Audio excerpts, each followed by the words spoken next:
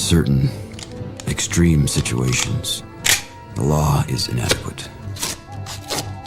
In order to shame its inadequacy, it is necessary to act outside the law, to pursue natural justice.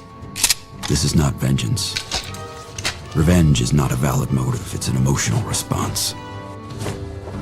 No, not vengeance. Punishment. Tonight we have a chance to say, yeah, you're right. We're too extreme, we're too wild, we're too out of control, we're too full of our own shit. Or we have a chance to say, hey, fuck you, you're wrong. Fuck you, we're right. Because you have all made it to the dance. Because believe me, this is the dance. Start the show.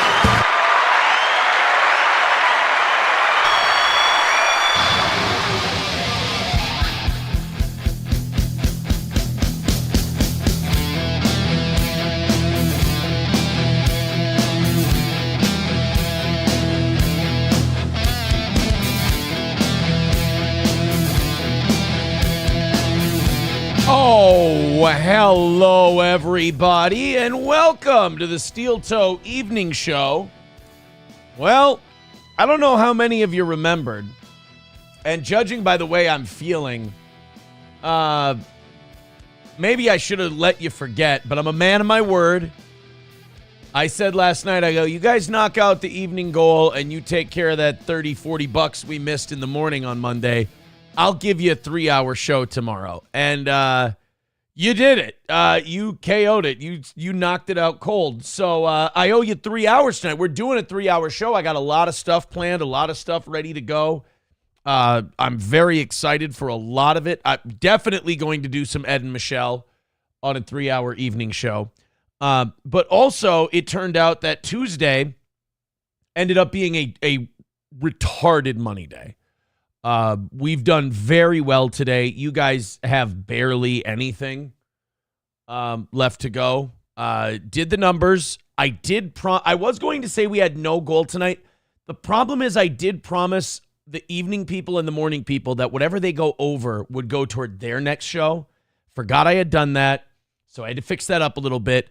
It's a hundo for a 3-hour show. So thank you guys very much. It's been a crazy day in the best way possible, even though I'm getting sick. Something's happened. My body's fighting, but I don't know if it's winning or losing yet. All day I've been achy. I thought it was the new, because I'm training for a fight, and I thought it was the new kind of in more intense workout that I did on Monday, but I've been doing that workout for a couple weeks now. And by the way, today I was looking good weight-wise when I woke up, but I've been trying to feed the sickness a little bit, and I'm worried that I might have puffed up a little. Oh, well. If I'm feeling well enough, it's back to the grind tomorrow. But I've been achy in the ankle joints and the knee joints and the hip joints, and that's always a worry to me. And honestly, when I get that way, I never get the flu, but when I get that way, it's always COVID. And I don't know if people are getting COVID again. I don't know if COVID's even out there anymore or what, but if I start doing anything, I get really, really hot. Like even right now, I'm starting to sweat. And so I think, and then last night I woke up just pouring. And I'm sure SP thought it was really attractive. But so I think my body's trying to fight something off. Before the show tonight, I just started loading up on a little caffeine and some water. We'll see how it goes. I got a Celsius here, my second one of the day. Got a water with me so I can hydrate and feel better. Took some Advil before the program. There's always that 24 hours before you actually get sick where you feel like you're fighting something and you hope your body wins. And I'm hoping my body wins and I don't end up with anything worse. Since I took the Advil, I have been feeling better. So we will see. Let's take a look at the Chad Buzamak Top Donations board. Informal Warfare went fucking mental today, and we appreciate it. 310. I don't know if anybody's beaten 310 this week, guys. He just felt like, he said he felt like having a goal-free day today. this morning. So in the 6 o'clock hour, he just dumped a big drop on us, and I appreciate it. Andrea is, that drops Andrea to second place with 85, Dallas with 50, and Daniel Vicious with 40. Now, you'll notice nobody else is in the hundreds. That means, and we've knocked out everything and more so far this week. That means we are getting a lot of people dropping like 20 and less and knocking everything out. I love those kind of weeks. That's what shows you're having the most sustainable kind of goal hitting success. So thank you guys all very much. A lot of 5s, a lot of 10s dropping in, a lot of names. I'm on 1, 2, 3, 4. I've got another one over here somewhere. 5, I think 5 pieces of paper to keep track of the standings. So again, thank you very much. Means a lot. You guys are great. Chevmatic with $5 starting us off tonight says, ain't caught you live for a while, so here's some back pay. Now, you do know your views on like our clips and our live shows and all of that stuff. You know we get money from those views too. We make a little something off of that, so you're still supporting the show when you watch it not live. Adam Simon gifting a membership. Thank you very much, buddy. Red Fox Mad with $4.99. I hate hearing this. He says, I bet you got the new flu. I got sick with that, and I'm still out. Been sick for 3 weeks. Chills, body aches, muscle aches, nausea, vomiting, headache. Yeah, I got joint aches. I had a little bit of the headache, but it's not thumping. I got the chills. I got the sweats. I'm just choosing to believe that my body's fighting something. That's it. I'm a positive thinker. What can I say? I've always been an optimist. To the point where it sickens some people. The amount of I think everything's going to work out fine that exists in me makes some people fucking sick. And I'm sorry, I don't think it should affect you, but I'm a positive guy. I can't help it. Let's go ahead and see. We're all okay. We're all caught up over here. It's your body fighting losing weight, says Hulkamash. It knows you like being rotund. Yeah, I guess, right? I went down to 222, 7 pounds away from fighting weight, and my body went, no, fuck that, dude. We want to get fat. So it had me go to the store this morning after the show and get Belilo rolls and have some cream of chicken dumpling soup. And I did some dipping and eating. It said I don't like this whole going downward thing. What the hell? Maybe it is. Maybe my body's going, hey, the last time you lost a bunch of weight, you were doing Molly and drinking too much. That was a terrible time in your life. My body's trying to protect me from bad things. You might be right.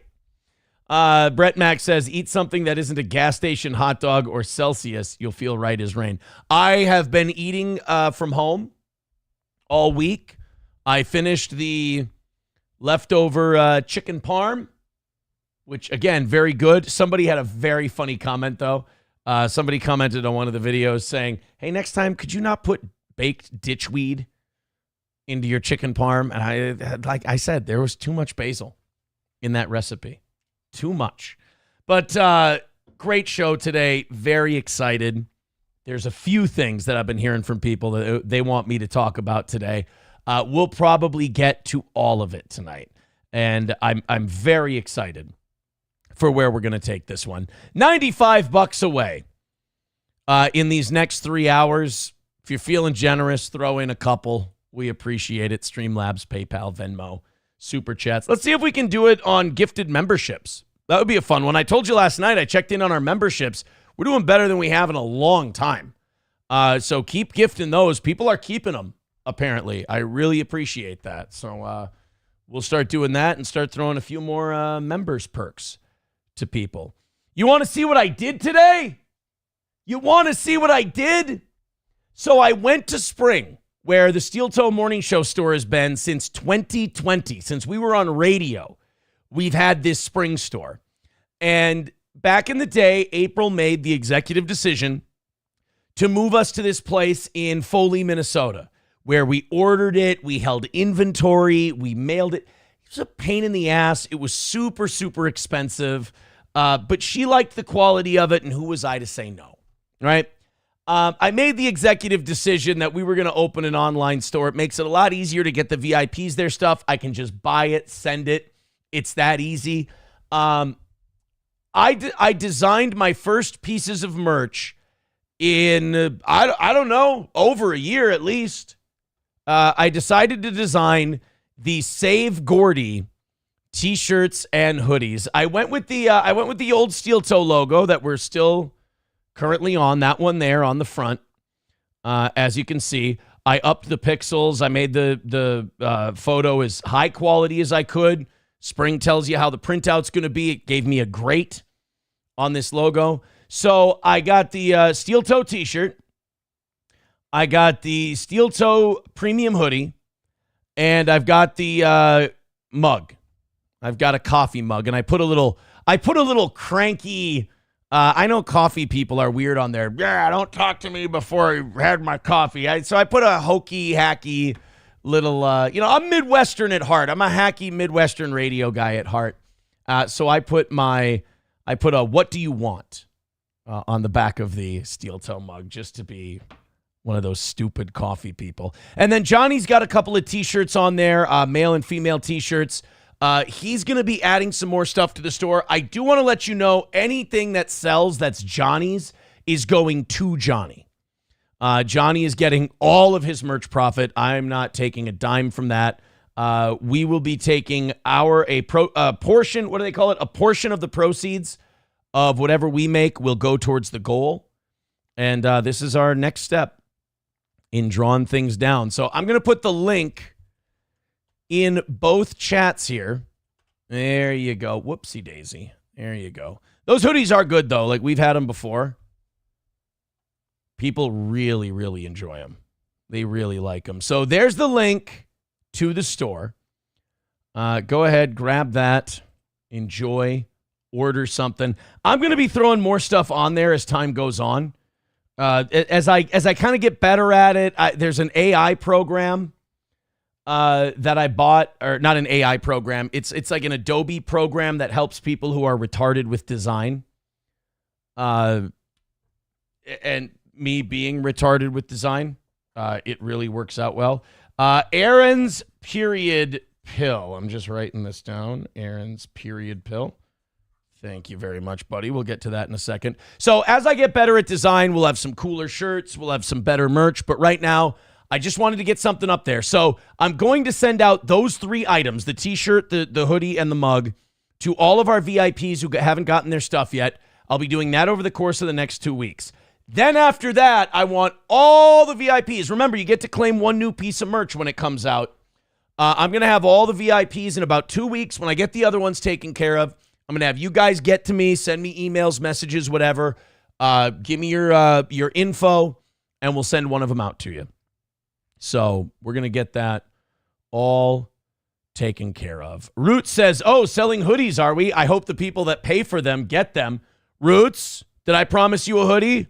Roots, do me a favor, buddy. Now that the store's back open, send me an email, send me a DM. Let's get that hoodie to you. I need to know where I'm sending it. Thank you, bud. That's why I decided to go back to the spring store. The spring store was just easier to send it out to people.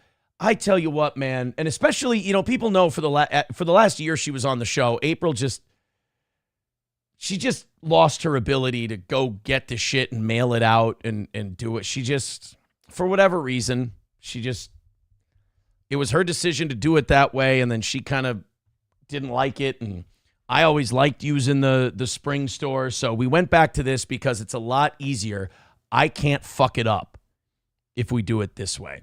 Let's go to Aaron's period pill. Take a look at that. $100 from Aaron's period pill.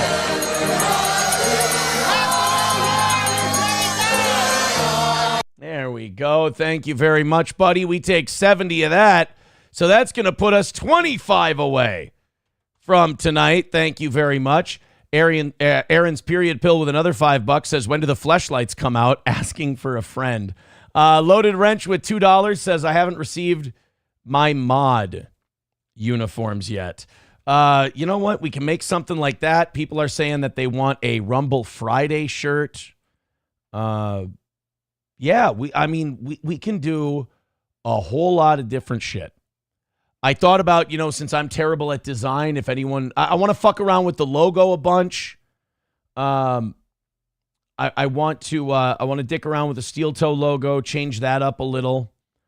So I'll play around with that. But if you guys ever want to send something in, my thing is, if you send something in and you use it, you just free merch for life. We'll just, whenever we come out with something new, we'll send one out to you because you've designed a logo for us. So we appreciate it.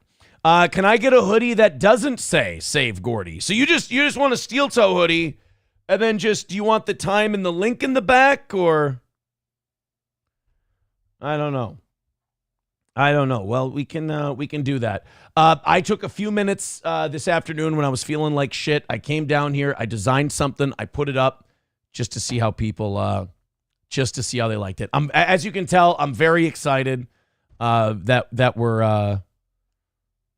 I'm just getting back to doing this shit again. All right, Aaron's period pill again. Thank you so much for that $100, buddy. Appreciate it.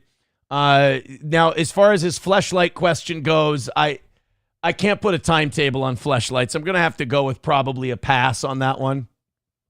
People are asking about condoms and everything else. 383 Novocaine with a link to a Fox News story. Oh, yeah. The what's her name had the press conference today. We're going to get to some of that on tomorrow's show, I believe. We're going to get to that. Bappa Shab says, how about a gay F-word Friday with sperm going down the sleeve? Design would go hard. Do we really need more? One thing I don't think this show needs is more jizz references. I don't think it needs more jizz references. I liked the Save Gordy thing just because it's new. It's a reference to, recent things that have been going on. I liked it, and I hope you guys like it too. It's a start, and we'll have more coming probably throughout the week. I'll dick around. I'll throw stuff. What I like about spring is the worst thing I can do is make a shitty design. No one buys it. Oh, well, we delete it. We do a new one. So again, thank you guys very much for your patience on that. I'm very glad that we got it up. So again, I'll put the link in both chats here. There you go. Boom and boom. Thank you very much. Vadam with $5 says, are you going to be selling Steel Toe Morning Show snail cups? No, we're not going to do snail cups. You fucking pig. Sam Show says, yeah, it's good because we made that meme. You guys did. You guys made the Where's Gordy meme. You are right. I'm not debating you on that one. I'm not debating. Yankee says, let Rusty come up with a slogan. Rusty's a good soldier. No, Coach Tim Bollinger, we're not going to get a cuck chair in the store. Nick might add one to his. It's possible. He's more into that than I am. I learned my lesson. 383 Novocaine with $1 says Doge stopped $50 million for condoms to Gaza. We're going to get to that tomorrow, too. There you go, Coach. Thanks for the $1.99.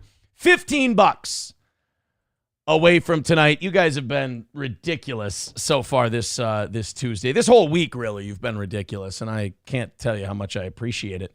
Stevie Lou becoming a member for 25 months, puts up the boxing gloves. I'll say this. I have not heard back from my opponent yet. I thought this, I had reports. I had reports from Scott in the gym that was going to be a done deal, but they haven't gotten back to us to say yes yet. I would like the matchup, but oh well. So yeah, thank you guys very much. Lots to talk about tonight. Go check out that store. I wish they had better URL names. steel-toe-morning-show.creator-spring.com. If I can change that, I will. You got to remember, I am the least technically sound human being in the world. Day One Salt says, what happened to the green screen? I still have it. I couldn't get the fucking lighting right. I'll dick around with it one day. When I have a whole weekend and I can just dick with that, I'll probably fuck with the green screen again. The thing is, we would either have too much. I brought out the big, like, professional photography lighting that we have, and that was way too much. Washed everything out, or we didn't have enough lighting for the green screen, and it would get that kind of that crackly look in the back. I fucking hated each one of them. Hated it. And then OGs were telling me, hey, make it like the old radio show where you just had a bunch of your shit in the background. You know what? Simple enough. Gives me something to do with the old buckle shield. All right, let's start a show here. Enough yapping and blathering on and being stupid. You got Aaron's period pill throwing in $105. So now I'm sitting here fat and happy and unmotivated. How dare I? I really am, though. I am moist, boys and girls. I'm fighting something. By the end of 3 hours, I think this shirt is going to be like a bath towel. I am fighting something off. And I hate it when you're fighting something off and people go, oh, it's probably a flu. I've had the same thing. I've been fighting it for weeks. I'm like, I don't want to be sick for weeks. I'd rather not. I want to go on a nice date this Saturday with my gal. I want to have a good weekend with the kids. I got a fight that I got to keep training for. I got to, drop about 7 more pounds for. I do well on this one. I'm wondering if maybe I should try to drop down to 203. But I'm not sure. Doom says your trinkets are horrid and disgusting. Get rid of them. I'm sorry, Doom, but you're like a newer guy. And the people that have been around with this show for a decade, it reminds them of, the steel toe they started watching. So there's a nostalgia piece to it. Google Maps. All right, let's get started here. People were wondering about the Keanu stuff. I know Chad Buzamak was asking me about it today. What did Keanu say? You texted Keanu today about the Chrissy Mayer Simpcast thing. I did have a conversation, a text back and forth with Keanu. I'm not going to reveal like the details of that. I mean, it wasn't anything like super scandalous, but we'll go over some clips and we'll talk about some stuff today. There's a lot of people who tried to warn me about Chrissy Mayer, and I didn't listen to them until much later. They tried to say like she's just in it for clicks and views. She's a clout chaser. She's not authentic. Her and Frank are manipulators. Her and Frank are, they're game players and whatever. They take the internet way too seriously. And I didn't see that until much later. And if I would have, boy, the things I would have never done. I guess I do have to thank them for helping accelerate a thing in my life that wasn't healthy and probably needed to end so I could get to the place where I'm supposed to be. As difficult as all that was, I didn't have to fuck up the rest. But, I probably wouldn't have associated with her had I known how she treats people. We'll get to that a little bit later. I'm just saying this. Chrissy Mayer will be a great friend and support you till the bitter end as long as you have more followers than the other person she's supposedly friends with. I probably should have realized it. I probably should have noticed it when Frank Pellegrino and her tried to get me to strike Zumock. And we can talk about this when we get more into the Keanu portion of the show. But I remember Frank was giving me step-by-step instructions on how to strike Chad Zumock's channel. Did it with Patrick Melton, too.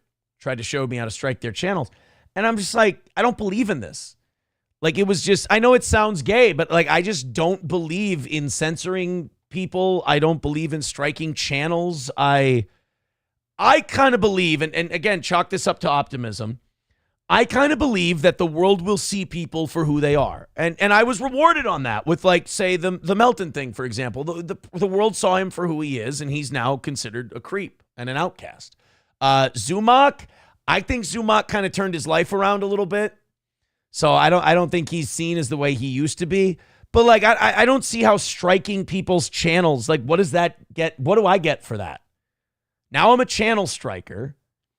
Now I've limited someone else's ability to speak. And my whole thing is like, Chrissy goes on her show and like, she doesn't really know who she is.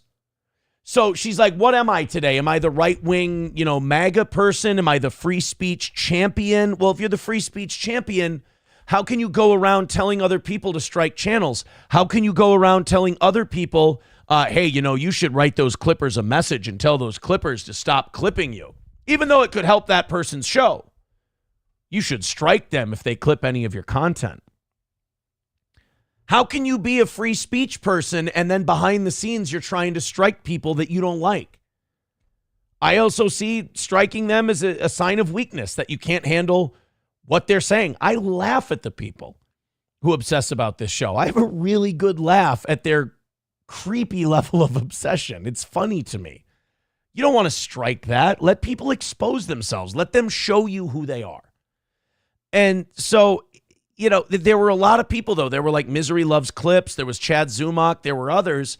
And they would warn me. They would say, hey, they're not who they appear to be. They're going to use you until they don't need you anymore. And then they're going to drop you flat.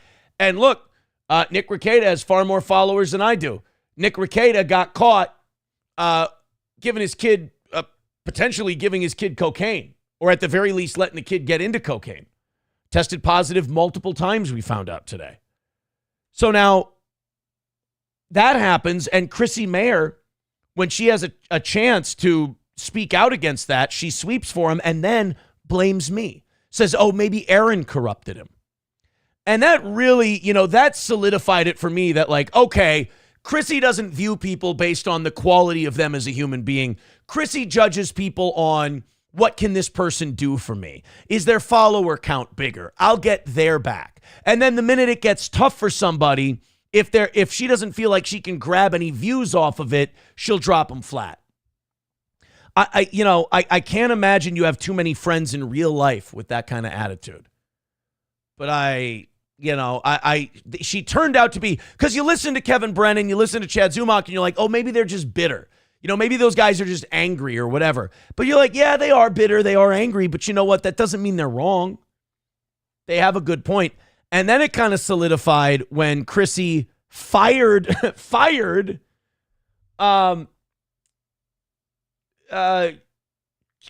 Thompson from Simpcast. Now, Simpcast doesn't do the numbers it used to. And their guest list is not as wide as it used to be, but I think it still does like steel toe numbers, 800-900 people at a time, right? Like our morning show, not the evening show. But like Keanu was on there all the time, and Keanu didn't get any bump from being on Simpcast. She did it, to help her friend. She did it because she liked doing shows with her friend. And she went after Melanie Mack one time, which I thought was a fair criticism. And Chrissy showed her complete lack of backbone and didn't defend Melanie Mack while Keanu was doing it. Then got Melanie Mack's back afterwards when Keanu wasn't there. And now after Keanu goes, well, I guess Chrissy's got a grift for the kind of audience she's built for herself. Now has fired Keanu from Simpcast. Won't let her on Simpcast now. When Keanu was the most dependable guest on that show.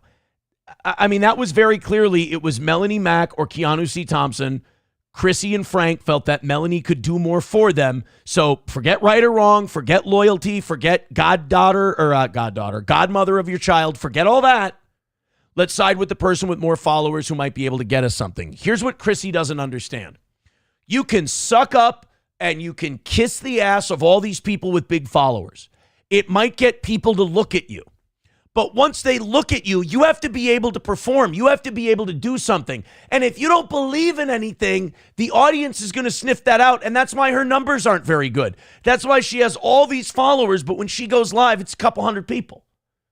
It's because, all right, now these people came to your show. Now dance. If you can't dance, they're leaving. So yeah, they'll click subscribe, but they'll turn you on and they go, "What? I don't even understand what this is really."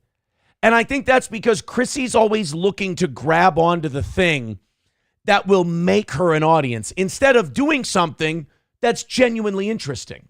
You got to remember, Chrissy used to be a pro-LGBTQ feminist lefty who hosted comedy shows at Stonewall. Then all of a sudden, overnight, she's January 6th and Donald Trump and free speech, except when she's telling other creators how to strike channels and probably trying to strike channels on their own. So she's pro-free speech. She's pro all of that stuff until it inconveniences her. You got to have a stronger stomach if you're going to be in the back where the sausage is made. So she then goes to the Trump grift, and then there's the what's that? What's that woman's name? Pearl Davis. She's anti-her. She has no reason to have a problem with her. She's never had any real interactions with her. She just thought, well, I'll jump onto this algorithm. You know, she would any of us who criticized Chad Zumach back in the day. Her and Frank would kiss your ass. Oh, we think it's great. It's awesome. Here's some more stuff on Chad. Did you know this about Chad? Oh, Chad's saying this about you. Do you want to strike him? I mean, in a way, I'm ashamed to say I kind of got played in the whole deal. But, you know, better late than never in terms of noticing it. But the tragedy of Chrissy Mayer is that Chrissy doesn't have a conviction. Chrissy doesn't have a belief. Chrissy doesn't have a presentation. She doesn't have a show she can give you. Chrissy's attitude is, how about this? Is this viral? How about this? Is this good? Hey, I'm a gamer today. Oh, no, hey, I'm a comic book girl today. Aren't I quirky and different? I should find out who this Frosk is, and I should try to get some views off of that. Hey, you know, I'm mega, too. Did you know that? I'm big into mega. Hey, I'm a big free speech person. It's just you're trying on costumes. Wear what you want to wear. Be who you are. Quit putting on costumes and pretending to be something you're not because you think it might get you somewhere. Let's go to this clip that she did. This is Misery Loves Clips. Now, Misery Loves Clips is going to bust my balls. If I play a clip I've already paid him for once, do I pay Misery Loves Clips again? I think I do. I think I pay him again. So this is the clip that started this whole thing with Keanu and Chrissy. And I'm not going to talk about what Keanu and I talked about regarding Chrissy. I'll just confirm that she was indeed asked not to be on Simpcast. I don't think that's a secret. Keanu said it on Gino's stream, for God's sake. I thought, and I'll just go on the record as saying that's a fucking chicken shit move. I don't like it. She's a lady that found... So now this is Keanu talking about Melanie Mack. Now, Melanie Mack has this weird thing where she's super Christian and we shouldn't have boobies in video games and it shouldn't be tantalizing. But she loves that gay F word and she loves criticizing the gays and all this other stuff. And, you know, not exactly a take the speck out of your own eye before pointing out the plank in your neighbor's eye kind of Christian. Found the Lord, and she is like... There are things. She calls herself, there are a lot of Christians that aren't biblically Christian or what have you. And I will say, is, and I'm going to call it a grift, it is being shockingly, like, it's the word perversion. You know, it's the F-slur videos. It's not just like, you know, paging Dr. Haggett. It's, you know, that's hilarious, right? It's more... you know what I'm tired of? Faggots. Or, you know, faggots should stay in the closet, or nobody wants to get daddies, right? Which isn't very Christ-like. See, this is, like, you can see Chrissy's all lights and clockwork. There's no genuineness to her. Right now she's calculating who helps me more, Keanu or Melanie. How long can I let this go on before Melanie gets mad at me? And what will that cost me in views? Instead of living in the moment, doing a show, and having an interesting moment here. Okay, that's right. So people and get I think like, people can right, also but it's change just their a minds grift, too. It's a grift. It's annoying to me, at least. But you think it's a the grift? video game thing, the grift? Yeah, absolutely. Do you think Jesus would be like, nobody wants to get daddies? Like, I that's a grift. He probably That's wouldn't part of the say grift. that. No, but no, he did. You remember that? I mean, I'm answering you. I'm like, I don't think Jesus would say that. No, right. And also, I'm sorry, there's nothing gayer than Jesus. He hung out with 12 dudes and washed their... All right, well, that's the rest of it. So then she talks about, you know, Jesus is gay, hung out with dudes and washed their feet and all that stuff. And Melanie Mack got mad at that. That's blasphemous, so on and so forth. And then, you know, Here's the thing. Chrissy doesn't have to make a fucking decision. They're both big girls. Chrissy can stay out of the fucking way. She doesn't have to, kick Keanu off a Simpcast. She doesn't have to kiss Melanie Mac's ass. You can fucking take a side by not taking a side and just do a show. Have Melanie and Keanu on at the same time. Have them go at it. Now, instead of grifting off of people with more followers, you can actually put on a show people want to watch. But you want to live in that world, but you don't want to see the conflict. Okay. All right. This was another clip that I'll fast forward through myself because I'm inconsequential in this. This is me kind of going over the Keanu thing and Keanu talking about Chrissy's audience. And maybe it's because okay.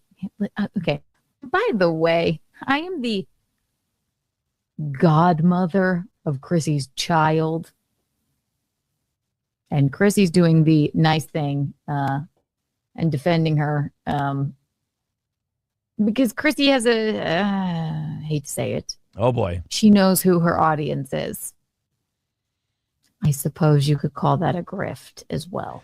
I always, people argue over what grift means. My definition of grift is someone who is being blatantly dishonest to draw an audience or blatantly dishonest to make money. You're pretending to be something you aren't, so you make money. But her audience also loves the F slur. Do I love that? No, I don't. But also, does Chrissy is a purveyor of free speech, and I am free. But is she? That's my problem. I'm a purveyor of, I love free speech. I think it's great. I'm not going to strike anyone. I'm not going to try and destroy someone's channel. Do people do gay ops against me and try to get me canceled? Absolutely. And they fail every time. And to me, that's cooler than trying to cancel people back. Is sit there, hold your arms out like this. Oh, I forgot didn't turn my camera back on. Hold your arms out like this and go, you fucking missed me again, bitch. Instead of going, I'm going to strike you back. I'm going to do gay ops back. No, you'll be rewarded in the end. Really allowed to say that she knows where her bread is buttered as well. Just saying. And does it offend me that Chrissy said, well, if anybody that wants to, bitch about Melanie's tattoos, that was Leviticus. And by the way, that must be a chick thing, because if somebody I did streams with, or let's say Gino or somebody, got into some controversy, and it was like something about Jesus. Do you think I'm going to write some big tweet being like, all of you who are picking on so-and-so because of their Jesus thing? I just want to say that, no, I'm keeping my fucking nose out of it because it's none of my goddamn business, and he's a big boy and he can fight his own battles. It's your tree, Frank. You're sitting in it. All this stuff of like, ooh, I have to defend this person. Why? Because they have hundreds of thousands of followers and you want to be on their good side? That's a grift too, because you're not doing it from an honest place. That's the Jew section of the Bible. I get it. It's a joke. Is it hateful? Yeah. Did I laugh? No. But our audience, Sam Show did. People that love her, they laugh, right? That's great. That's very smart of her to say, right? This is the same Chrissy that had no problem sweeping for a guy who gave his child cocaine. The clip, Misery Clips, who didn't even tag me in this. Keanu, no. And that's pretty much the end of it. But the reason he's not tagging you in it, maybe because you kind of yelled at the Clippers. You kind of yelled at the Clippers. You criticized them. And I know that Chrissy and Frank were giving you terrible advice. You should have used the Clippers. The Clippers were good to you. They clip your stuff. They get your name out there. Your numbers were in the hundreds back when they were clipping you. And they came down when you picked a fight with them. And I know you were taking the advice of Chrissy and Frank. I understand that. But I think the reason people like Misery Loves Clips may not want to tag you in that is because you kind of shit all over people like him. But I put me on record. I know Klopogram's like, Aaron, serious question. Why do you care about this? Why are you simping for this backstabbing porn star? I think it's a fascinating, it's something that people warned me about a long time ago, and I didn't listen, and I'm noticing it now. I have been noticing it for the last year or so. Started noticing it when they tried to get me to strike channels. But I guess it's interesting to me. It's fascinating to me. And I don't think that I'm simping for Keanu at all. I think she kind of got a raw deal in this situation. I also think she was incredibly wrong in the Clippers thing. And also, obviously, her and I have the history that we have. I don't see why people get, if I'm not upset about it, I don't know if, I appreciate that you guys care and you're upset on my behalf. I really do. I appreciate it. But if I'm cool and I've moved on, I think you guys can be cool and you can move on, Thank you very much to Andrea Plus for $2. Says take some zinc and electrolytes and go to sleep. Jive Turkey, becoming a member for 32 months, says, does buying a t-shirt count towards the goal? If so, done. Yes, a portion of the merch sales will go towards the goal. Absolutely. Jameson with $1.99 says, say Frank Pellegrino in a Mr. Ed voice, please. Oh, God, that's hard. I don't. Mr. Ed's a dated reference for me, dude. Oh, Frank Pellegrino. I can't do Miss. That's too old. Gray Duckling with $1. Adam Simon with $1. Thank you, boys. I appreciate it. We're 15 away from tonight, and I appreciate it. All right, now we got that out of the way. We can get to everything else. I just wanted to get that one out of the way. One more little internet-y story here, and then we can get to the news, and we've got some Ed and Michelle and all of that. Do you remember Shuli's producer, Eso? If you don't, a quick refresher. Shuli had a producer, and that producer got caught with a shitload of cheese pizza. A little bit of that CP, a little bit of that Chicago pleather, a little bit of the, chicken pasta. And it was a big scandal. It was a big thing. It was a lot. Like, this guy was staring down the barrel of a lot of time. And, I've said it. I said it then, and I'll say it now. People were going after Shuli and being like, what did he know? What did he? And these people, he didn't know anything. You don't know about people like this. Like, Shuli's got, I don't know if he's got kids. I know he's got at least, I've heard him talk about a daughter that he has. Shuli would have ripped this guy's fucking heart out if he would have known he was doing this. I mean, you guys got to stop not liking somebody for their podcast and equating that to they're a piece of shit in real life.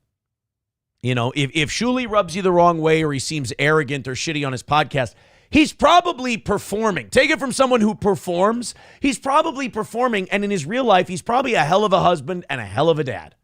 He's probably what probably drives people nuts? I bet you that Shuli, when he's not on the air, kind of having to be a dick because people are shitty. So he's got to kind of give you a little bravado to flick you off his shoulder. I bet you when he's not on, I bet you he's a normal dude and he's a nice enough guy. And I bet you he loves his family. And don't let that drive you insane because that's creepy as fuck. But he had this producer named Eso. Eso this week was sentenced for his chicken pasta crimes. And it made the main news, if you will. Hilton man who pled guilty to possessing porn involving little kids received a 5-year sentence today. Prosecutors say 38-year-old Isolino Prosciutti Jr. possessed multiple desktops and computers containing over 5,000 images and 28 videos of child pornography. There's nothing, and another thing that Patrick Melton advocated for, using that kind of stuff to create AI. It's fucking disgusting. I mean, people like that can't be fixed. Like, I know that Esau's going to get 5 years. He's sentenced to 60 months in prison and $42,000 in restitution. That's not enough. Like, if you can do that, or if you can think about that, or if you can advocate for anything like that, you've got a broken fucking brain, and it's a matter of time before you hurt people. giving this guy 5 years and letting him out, that's not going to get it out of him. You know, there's something in his brain. There's something locked in tight in that brain of his that just, you've got multiple computers. Shit, man, I wouldn't buy multiple computers to, store tax documents and shit like important things. And this guy's got multiple computers just full of this shit. And it's just, there's no fixing these people. I wish in some ways we were a more advanced civilization, but in other ways I wish we weren't as advanced of a civilization. And I wish we were a little bit more caveman when it came to guys like this. And, I wish we went either lock him up and never let him out. Like Minnesota had this system, and we haven't had it for like 10 or 15 years, and it's too bad. We had a really good system where if you were a sex offender in Minnesota, you got your prison sentence. So let's take this ESO, for example. ESO would get his 5 years. At the end of the 5 years, Minnesota would not let him out. They would send him to Moose Lake, Minnesota, to a treatment facility for sex offenders, and they would only let him out when he passed a test and they didn't think he was likely to reoffend. The problem is guys like this have like a 96% recidivism rate. It's really, really high. So in Minnesota, we would never let any of these people out. I think we let two out in the entire history of the program, and one of them reoffended. So we got rid of that because a bunch of Democrats sued, and it went to the Supreme Court, and they said, well, by God, this is unconstitutional. We can't have this. And they did away with it. And it's too bad because while technically and legally they're probably right, I wish we were a little less evolved in that way, and we would keep a program like this. Because letting a guy like this out is just begging him to do it again. Begging him to do it again, or worse. Pornography involving prepubescent minors. Investigators say some of the images depicted sexual abuse of infants. All right, nope, not doing it. Not going to the rest of that. I don't need to hear the rest of that shit. I don't have a strong stomach for the details. Thank you. Funeral director with $2 says, please zip up Shuli's pants and wipe your lips when you're done. I'm sorry. I just really, that pisses me off. Maybe it's being a father myself. I think a lot of these streamers who don't have, and these streaming fans who don't have kids and can just lob accusations like that at a dad like Shuli. I don't like shit like that because you don't know what you're talking about. You're talking completely out of your asshole. And that does bug me a little bit to think that people were like, I hope you just don't like Shuli. And you're like, I want him to be connected to this. You're fucking sick. If you want people to be connected to this, it's fucking weird. Go outside, take a lap, touch a plant. Clopogram says all cheese pizza crimes should come with castrating and chemicals to suppress any urges for life. Yeah. I wouldn't be I wouldn't be against that either. Actual steel toe wearer, no, I don't lob shit all the time. I use his own words. His own words, actual steel toe wearer, and you guys have a hard cope with that. And I get it. It's hard to look yourself in the mirror and realize that you hate me so much that you could be a fan of someone who talks that way. But again, that's your cross to bear, not mine. So don't throw your shit on me, pal. Bigot on socialist media says, I'd guess that most of the time when people are caught with CP, they've paid for it, contributing to child abuse, giving the scum that make that content money. Yeah. I just, thinking about the Minnesota system we had, that was actually something that I thought Minnesota did well. And again, we got rid of it, which really, really sucks. Crunchy with $45 says, dues, how do VIPs claim free merch? Crunchy, if you're still listening, DM me on Facebook or whatever. I'm going to get the new VIPs all of their stuff in the next 2 weeks here. And then in 2 weeks, all of you old VIPs claim one of those items for free on the merch store. Claim one of those items. Hook me up with the address. We'll get them to you. $45 from Crunchy, guys. Wow. Wow. You know what? It's $5 short, but that's good enough for an Elon salute. And I just want to say thank you for making it happen. Thank you. So that puts us 30 ahead for tomorrow night. Thank you, guys. Anything you guys throw in the rest of the night will go towards tomorrow evening. Today has been an insane day. Thank you so much for everything you give to this program. You guys are the best. You always, that's why I don't panic. Whenever we miss a goal, I don't panic anymore. I don't worry about it anymore. I can smile because you guys you never stop coming through. And I really appreciate that. And that's genuine as fuck, man. I mean that from the bottom of my heart. Thank you, Crunchy. It's nice to see Crunchy again, by the way, because Crunchy, people have been saying R.I.P. Crunchy. They've been saying she's dead. Rumors of her demise were greatly exaggerated. Gray Duckling with $5 says Crunchy is a freeloader. Now, that's not very nice. Tell me how Crunchy is a freeloader. Why? If you're just joining us tonight, we do have the shop up. We have a new Steel Toe shop. There you go. We got the Save Gordy t-shirts. We got the Steel Toe mugs. We got the Save Gordy hoodies. You guys are going to love them. We'll be releasing more stuff in time. And remember, anything you order from Johnny all of it goes to Johnny, and a portion of what you buy for that shirt goes towards the goal. So, and I just want to say oh my goodness. So thank you guys very, very much. Let's remove those goals from the chat, as those are not valid anymore. Instead, let's pin the shop in both of the chats. There you go. Steel Toe Store. Boom. And off we go. We are now $35 into tomorrow. Oh, son of a bitch. I keep fucking this up. Steel Toe Store. Boom. There we are. All right. Now it's pinned to the top of YouTube. Thank you, guys. All right. Let's get into some news things. Let's be honest. We've been gossipy little bitches for long enough tonight. We put our hen hats on for long enough this evening. Let's talk a little Trump and Google. I didn't think this was going to be real. Like, even when he signed the executive orders, I didn't think that I knew the Mount McKinley thing would be real, which, by the way, I didn't even know that they changed Mount McKinley. I had no idea. But I didn't think that the Gulf of America thing was going to take. I thought the rest of the world would still call it the Gulf of Mexico.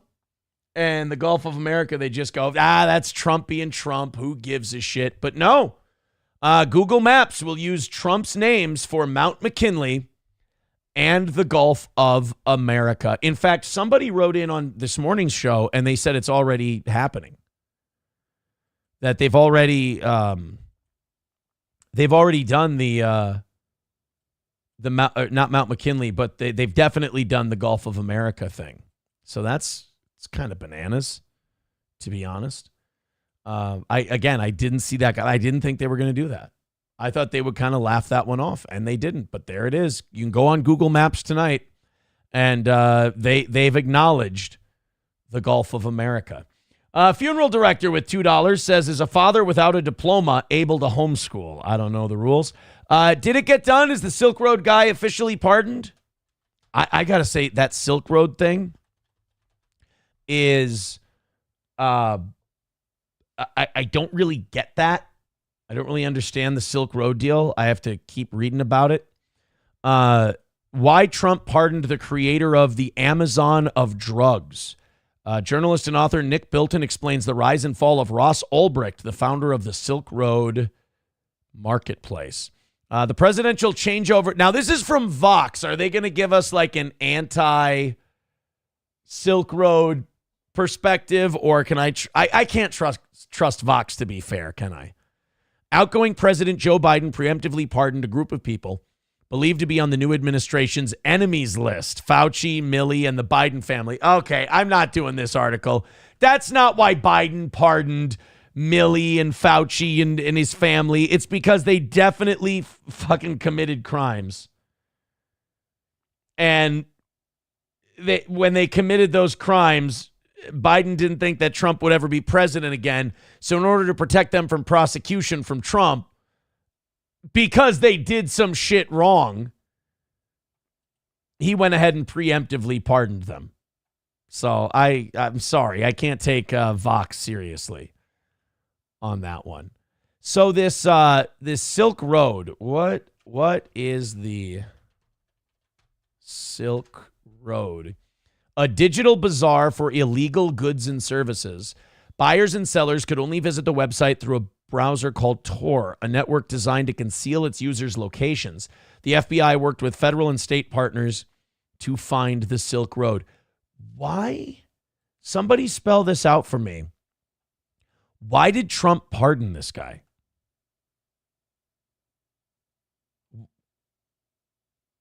This guy kind of sounds like he's being a piece of shit.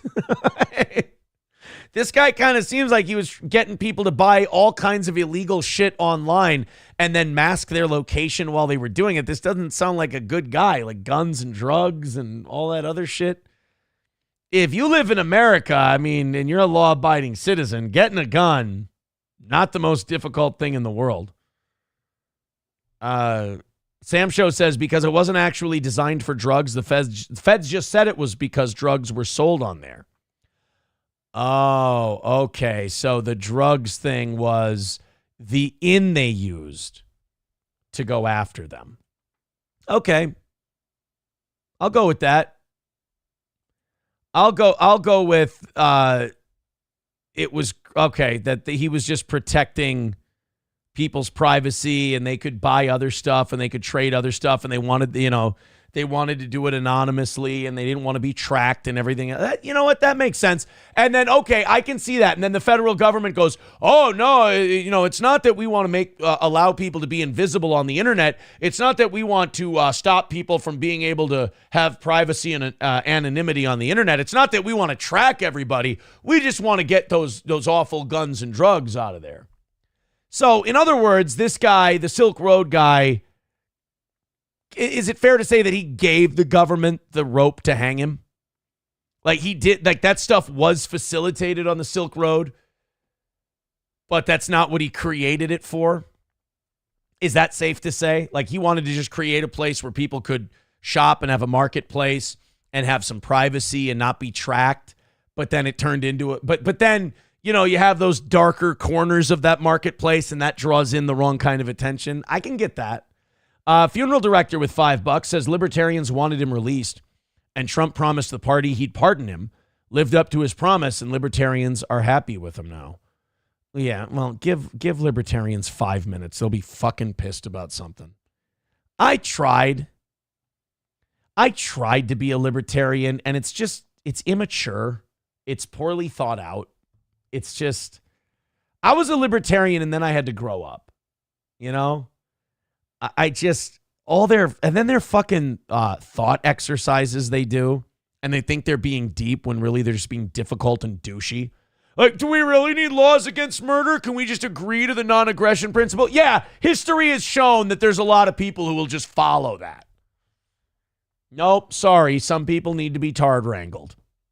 Not everybody is as fucking brilliant as you are and as peaceful and shit. So I don't... Libertarians also, like, if you say you're a libertarian and then another guy says he's libertarian, they're not the right kind of libertarian. They don't do libertarian the right way and so on and so forth. It's exhausting. Rusty Grammar says alt-right is the answer. Now, wait a minute. That's not what I said. I didn't say the alt-right is the answer. I just said libertarians, in fairness, can be ridiculously exhausting. Sam Show says the only reason we don't just agree to the non-aggression principle is because there are there really is a Sam Show flow chart, and at the bottom of every flow chart is Jew. It's just a guy. It's the happy merchant picture right there. It's just right there. Speaking of Trump, he tried to block federal payments for grants and other programs. I think he tried to block federal aid today. This was wild. Like, I was reading up on this before the show started tonight, and I still couldn't totally make heads or tails of it. But apparently, Trump tried to ban a bunch of federal payments for grants, foreign aid, other stuff. It wasn't like a blanket freezing on federal spending, but Trump is basically taking these executive orders for a walk and seeing what he can squeeze out of this Supreme Court. Like the birthright citizenship thing, he only did that to force a case before the Supreme Court and get that decided once and for all. He didn't think that executive order was going to go through. He wants to see if this, 6-3 right-leaning Supreme Court, he's going to take it for a spin and see what they'll let him get away with. And you can really rewrite a lot of the country's rules doing it that way. So he wants to, now, my position on birthright citizenship, if you're here legally and you have a kid, the kid's a citizen. If you're here illegally, you have no fucking rights. If you commit a crime to get into this country and then squat and drop a kid out, that kid is not a citizen. Fuck that. Go back to where you came from. Do it right. But if you're here legally and, let's say you're on a student visa, you get knocked up, you have the kid, you're still here legally, that kid's a citizen. You're here fair and square. They're born on American soil. That's fine. That's how they would have done it for our grandparents and great-grandparents. But if you sneak over here illegally, and especially if you're committing crimes, no, we're not going to let you just have a kid and then you anchor yourself to that kid and you get to stay. That's bullshit. So I hope the Supreme Court gets that, and I hope that's the decision they make. Now, Trump is going to write a lot of these executive orders on how the government is funded, and he's going to see what the Supreme Court will let him get away with there as well. Now, a judge has now blocked this. So Trump was going to pause federal payments for grants and other programs. Lawsuit came out right away. Judge blocked it, so now they're going to have to go through the whole dance until they get to the Supreme Court. The order by U.S. District Judge Lauren L. Alicon ensures that federal agencies, states, and other organizations that receive money from the federal government should continue to receive funds beyond a previously set deadline of 4 p.m. Wow, Trump was shutting this shit down like immediately. This is a sigh of relief for millions of people who have been in limbo over the last 24 hours as the result of the Trump administration's callous attempt. Oh, they're being callous again. That goddamn Trump administration and their hard skin. Callous attempt to wholesale shutter federal assistance and grant programs that people across this country rely on, said Sky Perryman, president and CEO of the group Democracy Forward, which led a legal challenge to the policy. The challenge included the groups, the National Council of Nonprofits, the American Public Health Association, Main Street Alliance, and SAGE. The judge's pause on the order is in effect until Monday, February 3rd. So they got the weekend to sort this out. Under a memo from the Office of Management and Budget and obtained by NPR, a temporary pause in funding was set to take effect Tuesday evening. But a senior administration official said that the pause could be as short as a day if an agency determines its programs are in compliance. The official said the directive should not be interpreted as a full funding freeze. The official, who was not authorized to publicly discuss the internal memo, said that agencies are supposed to review their grants, loans, and programs to ensure that they align with the new administration's policies. So, to put that into English, Trump, for example, has the DEI, doing away with the DEI thing, right? Now, if you have an agency that hasn't done away with your DEI offices and your DEI policies, you ain't getting money. Your money is on hold until you comply with all of the other executive orders that Trump has signed. So if you've got a map in there and it says Gulf of Mexico, you better change that motherfucker. You ain't getting a check. I don't know. But it's like that. Well, this judge said, absolutely not. You can't do that. I'm sure there's going to be a fight over this. I really do think Trump, now that he doesn't have to run for re-election, he has the potential, and I think he has the aim to fundamentally change this country. I think for the good mostly. I think most of it is for the good. I think it's a return to common sense. I think Trump believes in a lot of shit that you don't need data and facts and figures. It's just, as we said, it's common sense. Where you ever have those things where it's just like, it's right, wrong, it's good, bad. Like it doesn't take a heady thought. It's just self-evident. But people then try to argue like language and semantics, and you're like, oh, chicken shit. That guy's garbage. They're trying to play word games. Like, you'll have a very common sense idea, and they're like, well, actually, if you look at the thing, nope, that guy's dishonest. Fuck him. This was not up for debate. This is a very common sense thing. We're just going to do it. We're going to move forward. I think Trump wants to streamline government kind of in that fashion.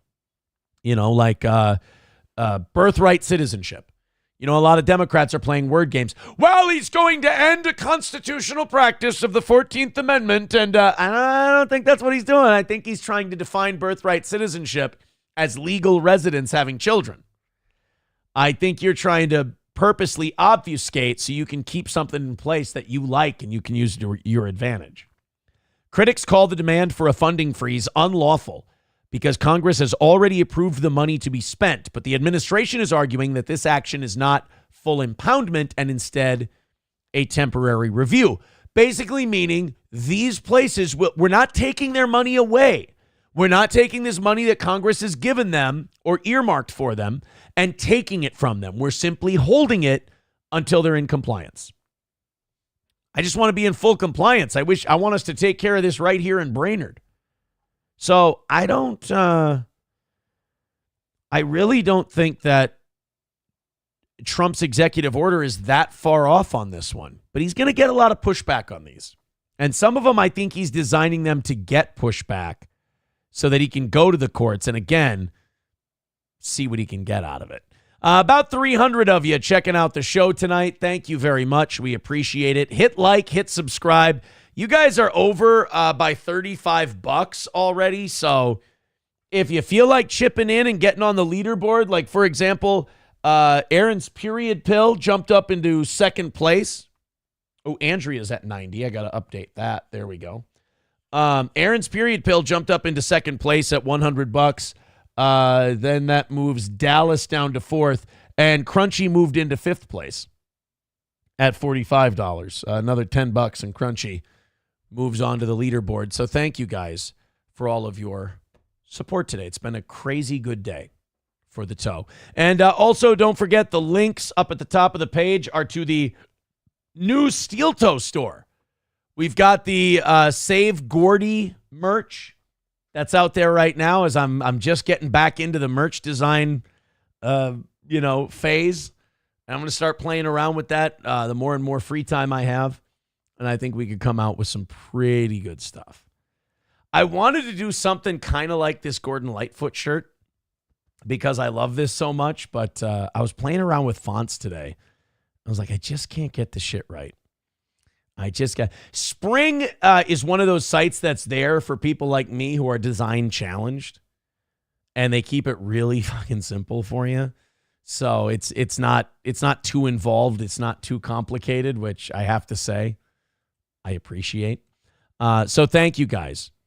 If you're already picking up your Steel Toe merch, your Save Gordy, your Johnny stuff. Remember, Johnny's stuff goes to him right into his pocket, and a portion of our profits go towards the goal. So thank you guys very much.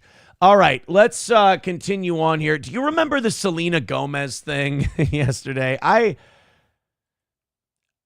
said on the show last night, I said with Selena Gomez having the crying fit over immigration, part of me felt bad that she was so fucking mental about it. But then the other part of me was also kind of like, you turned on your camera, you turned on your phone, and you posted this, knowing that you were going to be hysterical, knowing that you were going to bawl like this. No offense, this kind of looks needy. This kind of looks try-hardy. It's kind of gross to me. And I think that's where I kind of settled on the Selena Gomez deal. But other people like Sarah Haynes on The View, and like, I want to hate her for this right off the top, but I feel like this is a tough position to take, like defending Selena Gomez while everybody's shitting on her and making memes of her. I kind of respect the fact that you're willing to swim upstream and try to defend her. So let's check it out. First of all, crying for the people who are being deported right now is really stupid. Because the people that are being deported right now are people with criminal records. They're people who are here illegally, plus they have criminal records. Now, first of all, we don't have to wait until you have a criminal record. Coming into this country illegally is a federal offense. We can kick your ass out just for that, and we should. But what we're doing first is saying, all right, we're going to get the clear and present dangers out of here. The murderers, the rapists, the people like that. We're going to get them out of here first, and then we can focus on deporting people who like overstayed a visa or people who, came here illegally and like have just kind of lived a life. Also, I saw this. We'll talk about this a little deeper tomorrow.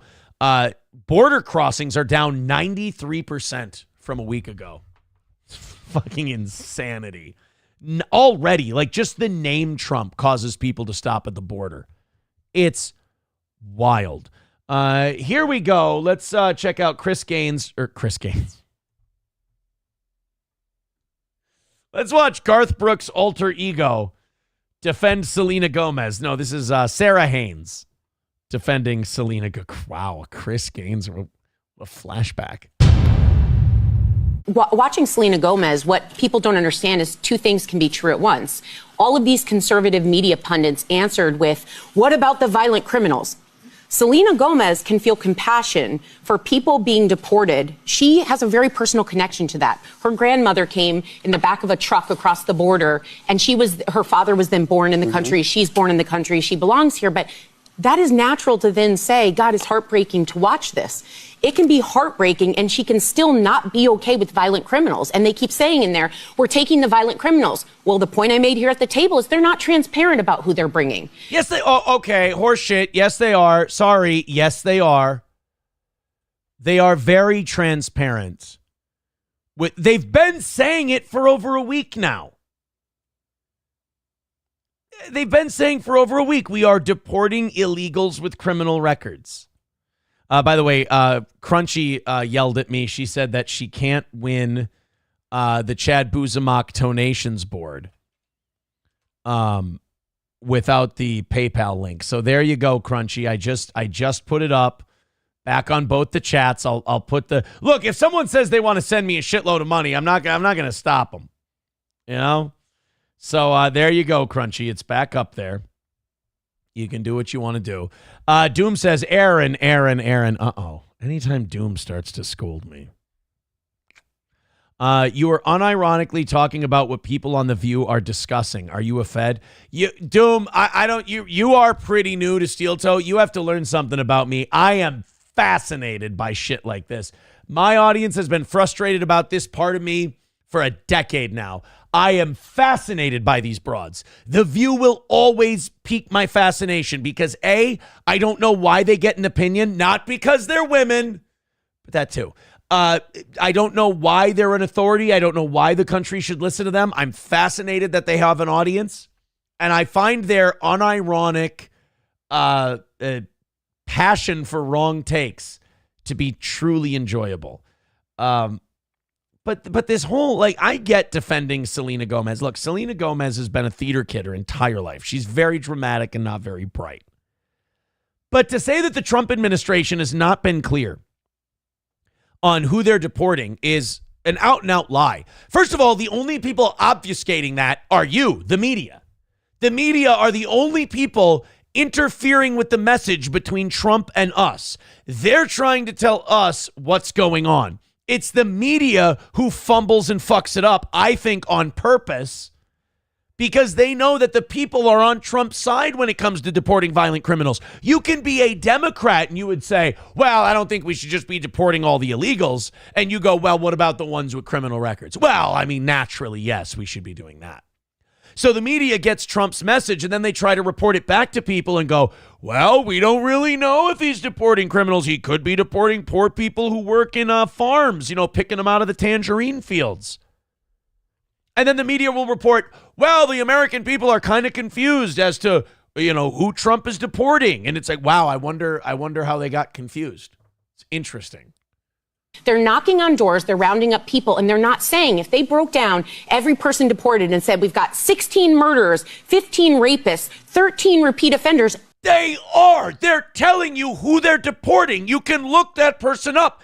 You can see their criminal record. How about you be a fucking journalist and a media person for once in your life, and you actually, I don't know, look shit up. Fired up. The Celsius got me over my sickness. But I hate this. I hate this performative stupidity of going, well, they're not telling us who it is. Yes, they are. They're telling us exactly who it is. Look them up. Everyone Dr. Phil knows this and you don't.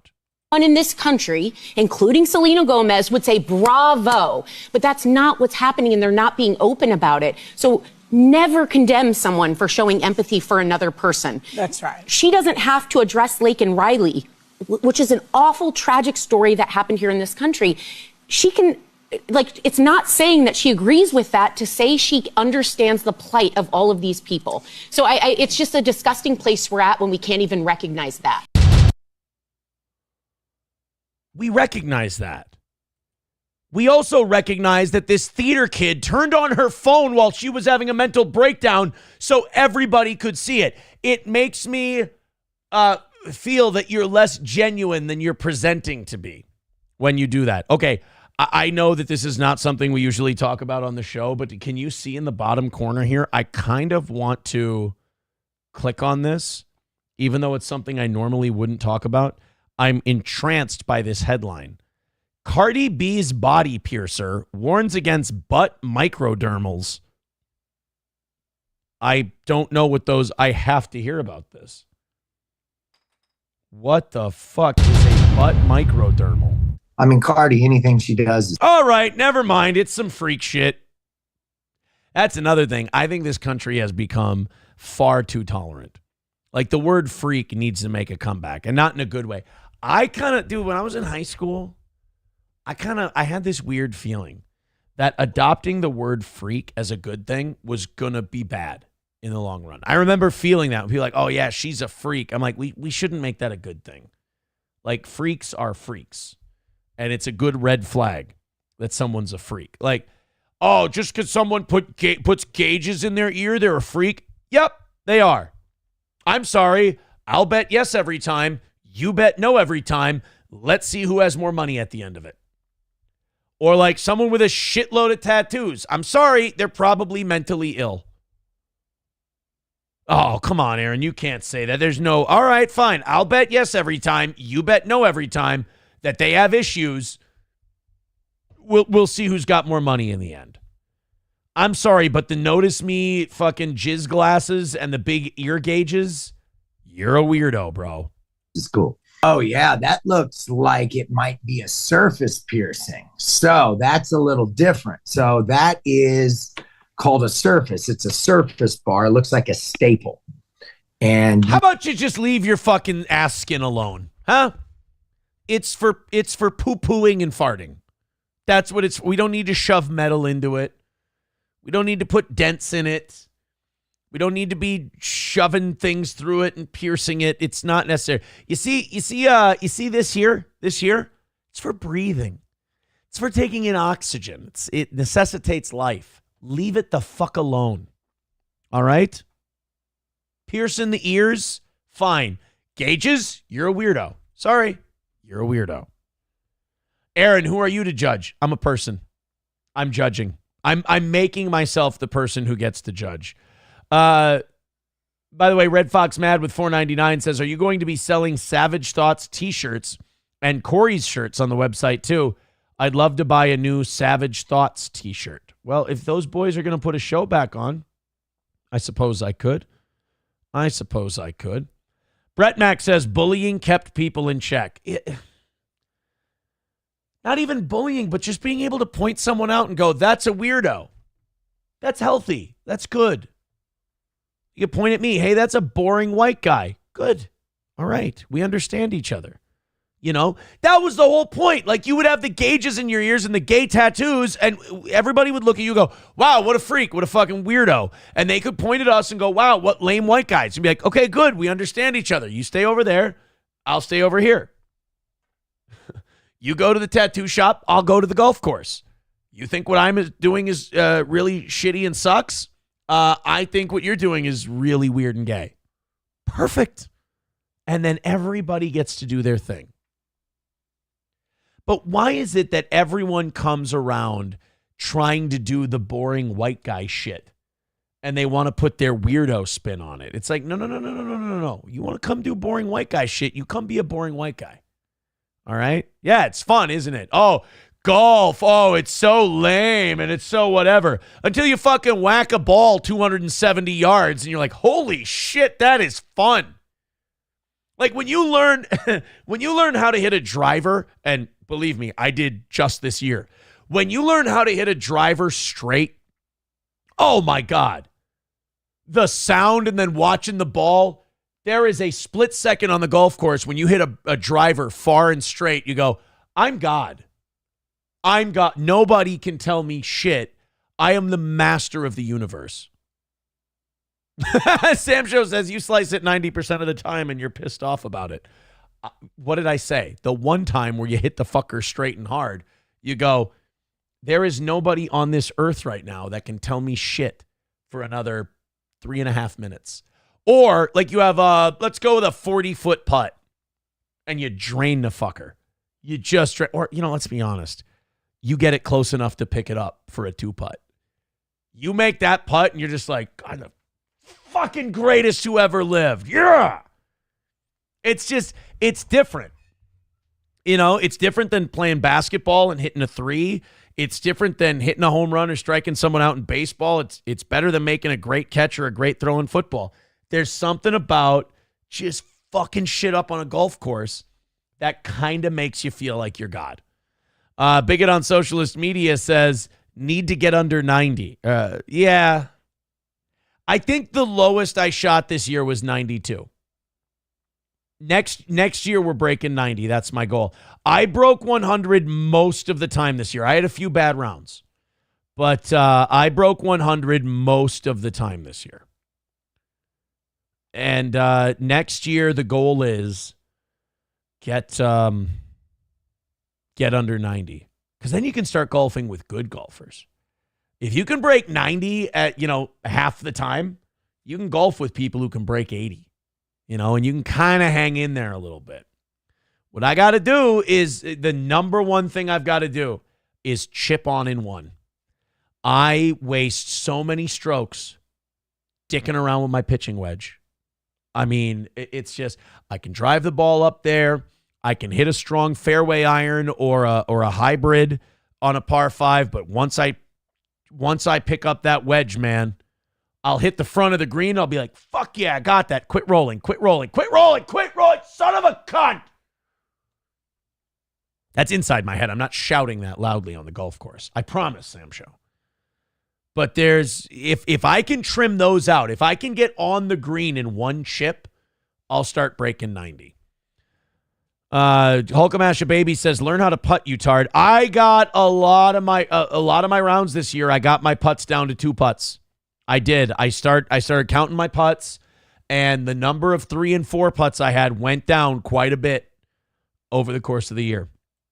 What you do is you take your score, and up in the corner you put how many putts you had, and then at the end of your round you subtract everything over 2 on each hole, and that's what your score would be if you could clean up your putting. And I would say if I cleaned up my putting, I don't think I'd be breaking 90 every time if I cleaned up my putting. It's a combination of chipping and putting. The chipping is the worst so far. The chipping is the worst. The putting is, I'll say the putting is not good, but it's under control. I got to work on the chips. Taste Fairy Ialto says, Dan Cole would whoop his ass. I've met Dan. I met him at a boxing event. Dan Cole was really cool. I like Common. One of my influences, one of my favorite radio guys growing up, Tom Bernard, Howard Stern, O&A, and Dan Cole, the Common Man. 100%. Crunchy with $35. I got to keep track here. We got Crunch. Oh, there she is. Crunchy's at 80 now. Oh, shit. So now Crunchy is in 4th. Andrea's at 90. Aaron's period pill is at 105. And then you've got Informal Warfare at 310, and then Crunchy in there with 80 in 4th place. She says, power of positivity and accessibility regardless of optics. Cast a wide net, catch more fish. Good show this morning and tonight. Believe in yourself, buddy guy. Wow, thank you, Crunchy. That's very nice of you. But I prefer to be called Coach. Thank you. Brett Mack says, I want to try golfing just to drink and cruise the cart. That's fun, too. There have been rounds where I'm like, all right, this is going to be a drinking round. Usually if I'm with three other friends, it'll be a drinking round. But if I'm with one other person, I'm like, no, this is I'm going to have a good round thing. And I'll drink beers. I'll have 3 or 4 beers while I'm out on the course. But if I'm out there with like 4 friends, I got cigars, I got cocktails. It's a little bit more of a corporate day, shall we say. Vidam with $5 says you should do a golf outing with Kai Madison Trump and be on her podcast. Maybe have her on your podcast and her to golf. Oh yeah, I'm definitely in that. I'm definitely in that realm. We're $75 into tomorrow night, guys. Thank you very much. That means we're 125 away from being done for the week in terms of the evening shows. Crunchy, I guess I will leave the. Can I leave the link up? She gets mad when I take the links down to put up the store.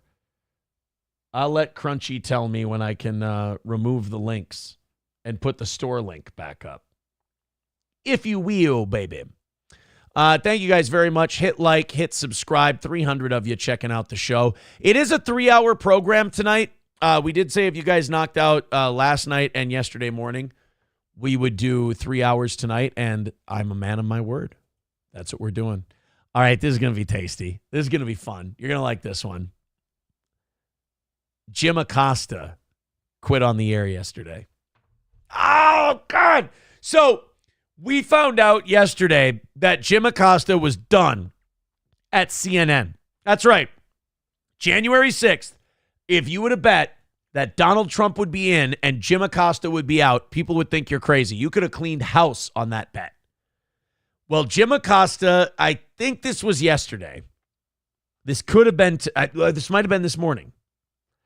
Left CNN on the air officially. Let's watch. Good time to bow down to a tyrant. I've always a booty hooty hooty hoo. Sorry, go ahead. Believed it's the job of the press to hold power to account. I've always tried to do that here at CNN. Yeah. And I plan on doing all of that in the future. Right. You'll do that from a basement somewhere. You know what? I think it was Ryan the Garbage Man who came up with the idea yesterday.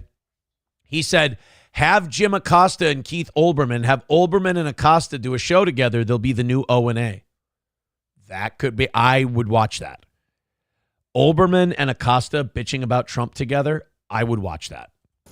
One final message. Yeah. Don't give in to the lies. Don't give in to the fear. You work for CNN, fuckhead. You've been trying to scare the shit out of people about Trump for the last 4 years. And you're going to sit there and tell us, don't believe the lie. Don't go for the fear. Why? Because you're not here anymore to give it to us? If I can't lie to you and I can't scare the shit out of you, don't let anybody do it. Hold on to the truth and to hope.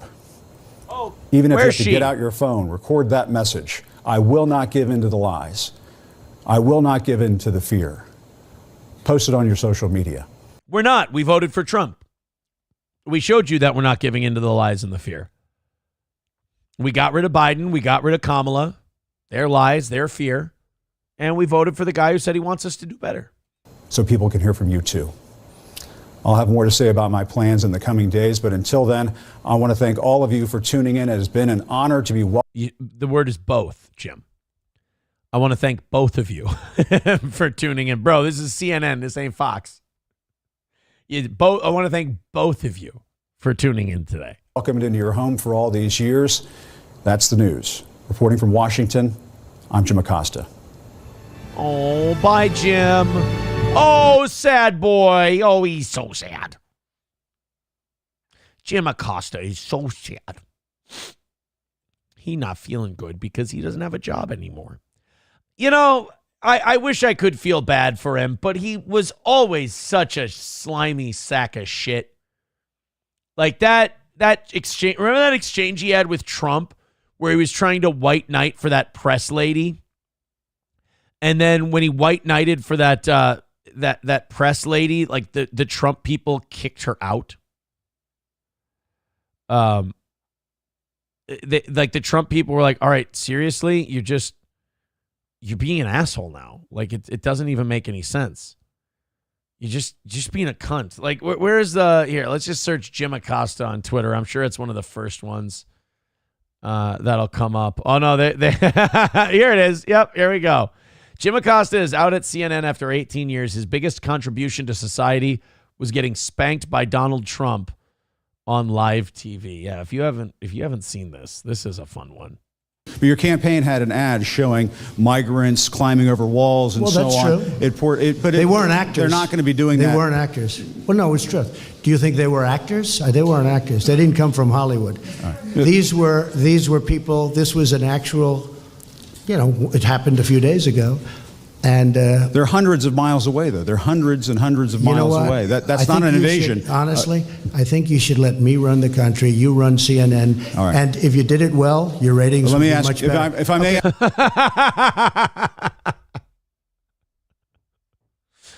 He just, I don't know why people continue to try and like bow up to him like this. Ask one other question, Mr. President. If I may ask Peter, one other question, are you worried? That's enough. That's enough. Mr. President, I was going to ask one of the other folks. That's enough. Pardon me, ma'am. Mr. President, that's enough. Mr. President, I had one other question, if I may ask, on the Russia investigation. You get to ask one question. You asked your question. He's moving on to the next. What an entitled twat.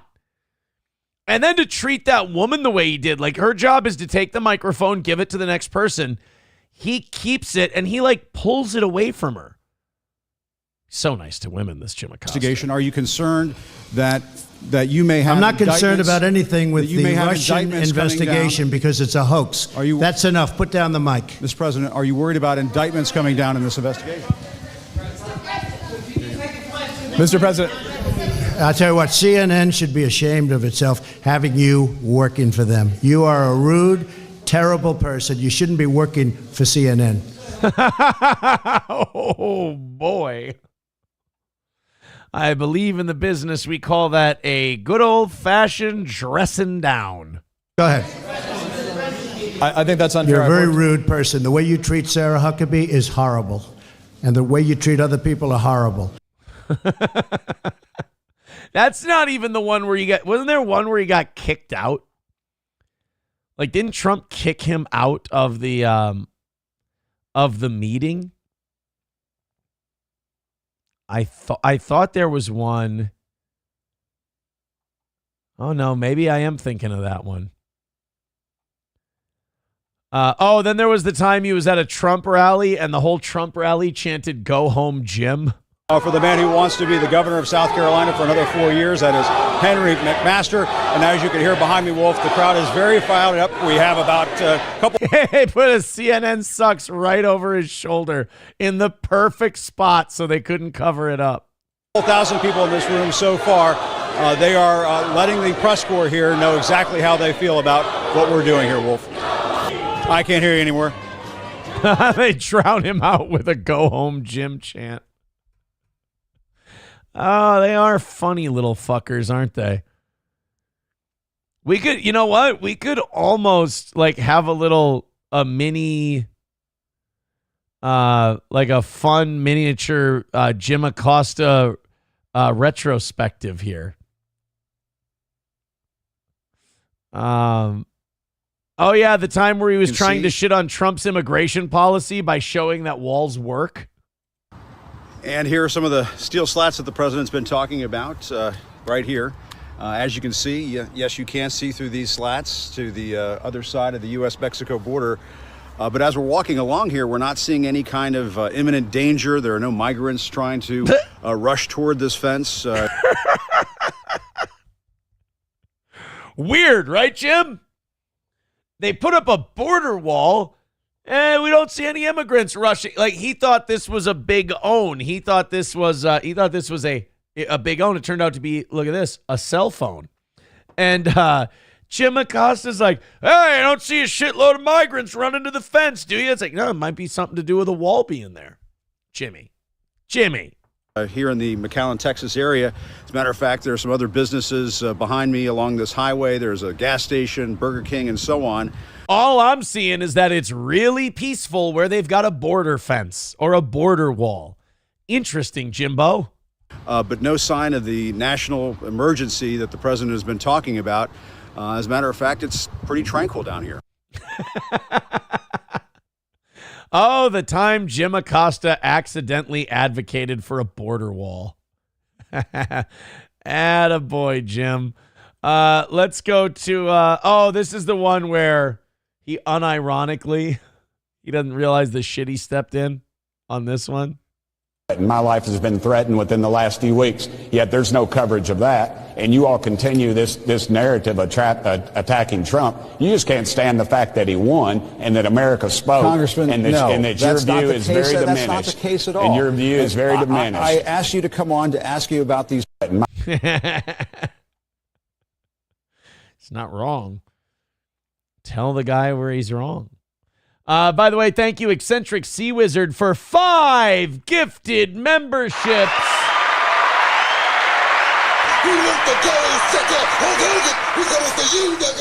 Thank you very much, Eccentric Sea Wizard. We love those gifted memberships. You guys are about halfway through tomorrow night's goal. You guys are nice. Ep didn't with $5. Says, Aaron, why do you master all the lingo of everything like golf before you even get any good at it? Honest question, where in your life did you pick up this ass backwards annoying skill? First of all, don't ever let me know that something I do that's harmless bothers you. That's a terrible look. Number 2, what like expert golf lingo did I use? 2-putt? I hate to say this, Ep didn't, but 2-putt is not like expert golf lingo. You see, you have 1 putt, right? And then you have a second putt. That would be a 2-putt. Slice, not really expert golf lingo. You see, you hit the ball, and it might slice off to one direction. What a bizarre... Like, sometimes I think that people don't hear themselves. What a bizarre question. Yeah, Sam Show goes AUTISM, autism. The skill, why do you master all the lingo of everything before you even get any good at it? First of all, I don't really think that's important. I don't think that that's a problem. I don't think that's a bad thing. But let me try to answer that for you. It's an odd question. When I take something up and I become passionate about it, I learn about it. And I want to get good at it, and you know the lingo. My 40 time is fucking garbage, but, I still know all the lingo in football. I apologize if I've upset you. I don't know the context of your comment. Maybe I'm reading it out of context, but it just struck me as weird. I don't know. I like the shit I like. It's kind of like asking, why do you learn the words to the songs you enjoy? I don't know. Just like it. But you don't hit all the notes, bro. Sorry. Adam gifting a membership. Thank you very much.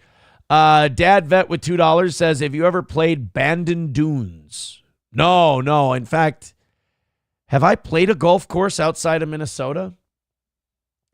I'm really hoping that I can play the Wynn sometime in Las Vegas. The Wynn golf course is supposed to be one of the nicest public golf courses out there.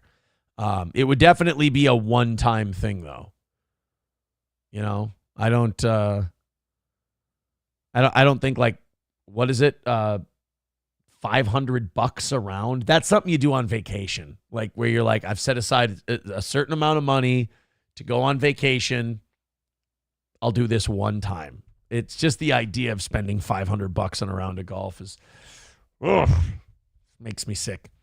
Let's go to Ep Didn't says, I like it. Just an interesting skill. Oh, okay. You called it ass backwards and annoying, so I thought that maybe it was bothering you. I didn't know you liked it. Okay. Thank you, Ep Didn't. I appreciate that. And thank you for the $5. That also puts us, we are $90 into tomorrow eve. Holy shit, you guys. Thank you so much for your contributions to this show. You're too kind, but you already know that. So you're a little over 100 away from knocking out all of our goals for the evening. Plus the morning show people went 40 over. Plus I won't know until tomorrow morning what any of the shop orders did. So you guys, holy shit. Are we possibly entering a new era of the toe? I'm really sorry, Crunchy. Copy and paste the links if you need them. I'm going to put the store link back on the page. New steel toe store. There we go. Post. And we're going to pin that to the top of the page. Thank you.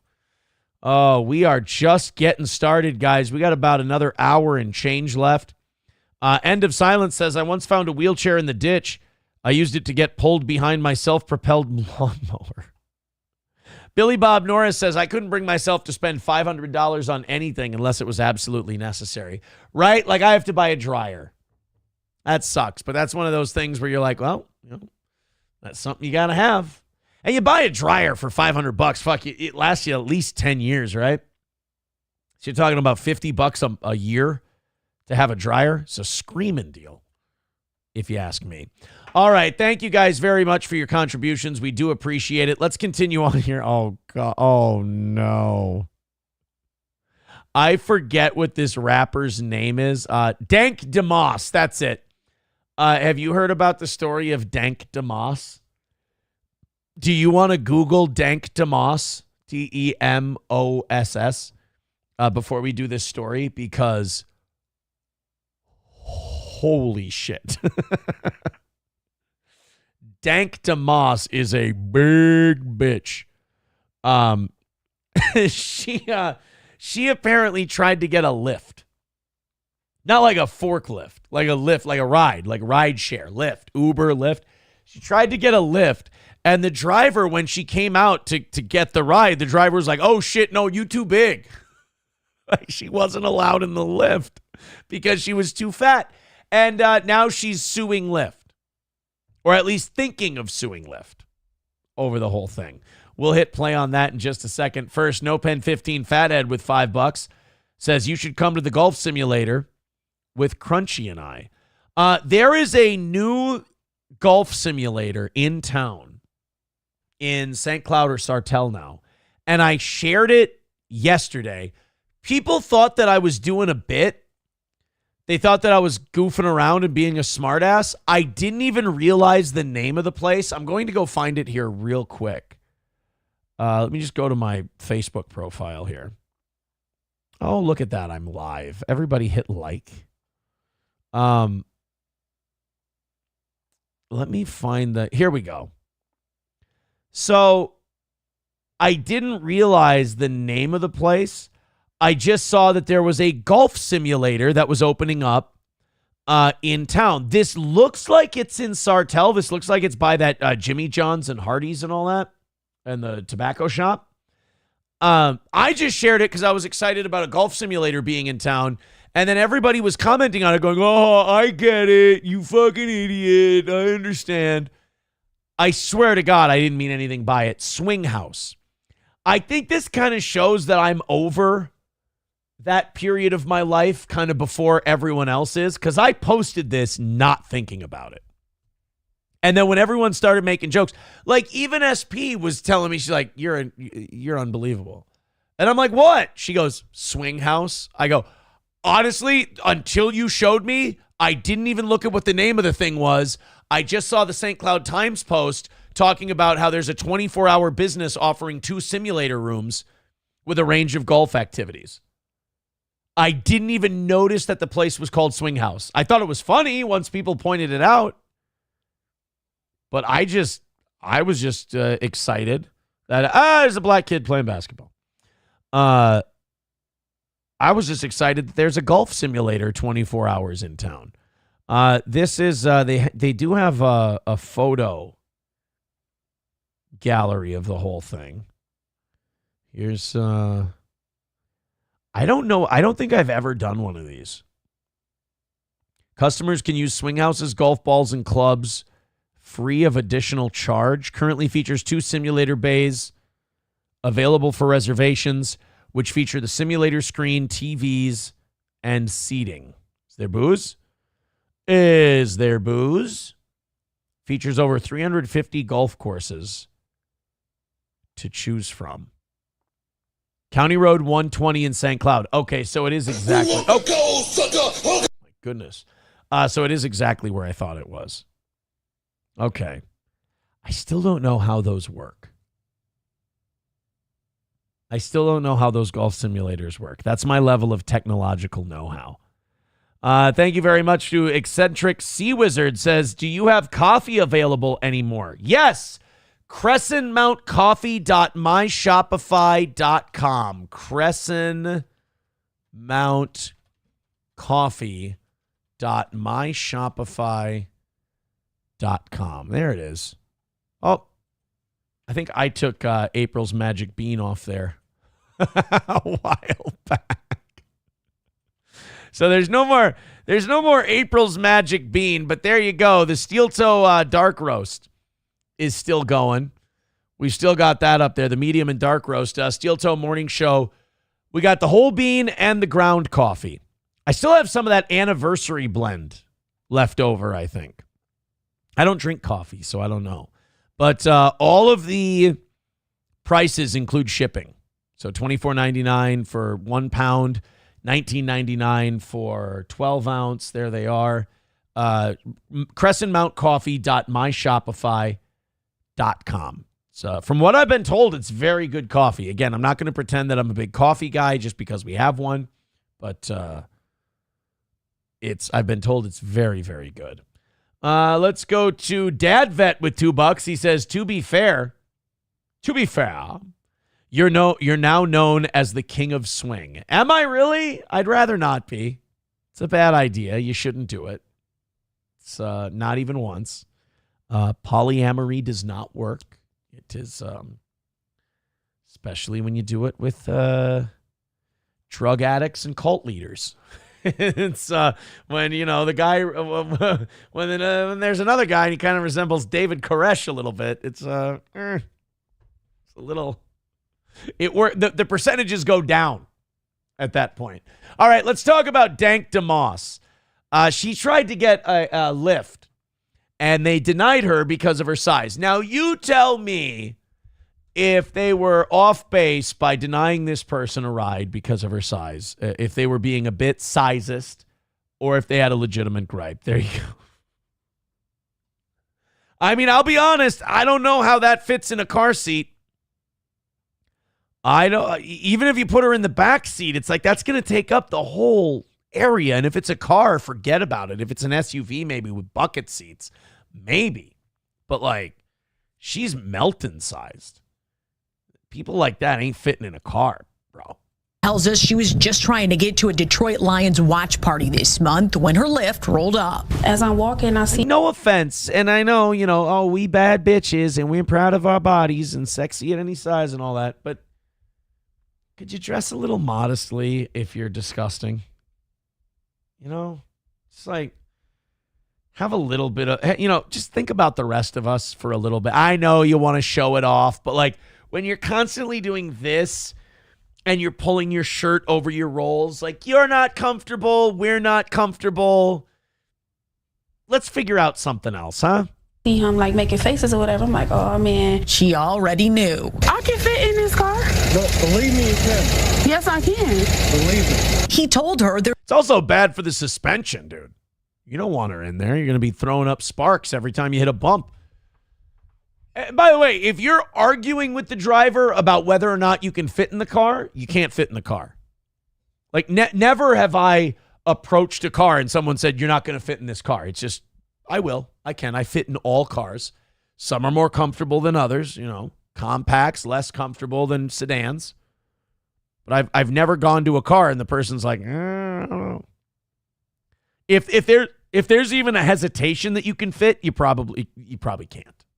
There's not enough room in his car. The kicker part was when he started to talk about his tires. I feel like that was a slap in the face. That was like a. Do you not know that you're gigantic though? Like this is this pisses me off about the pro obesity movement, which is a weird thing to say, is that like you're big. Like this is not an insulting you thing. This is not a making fun of you thing.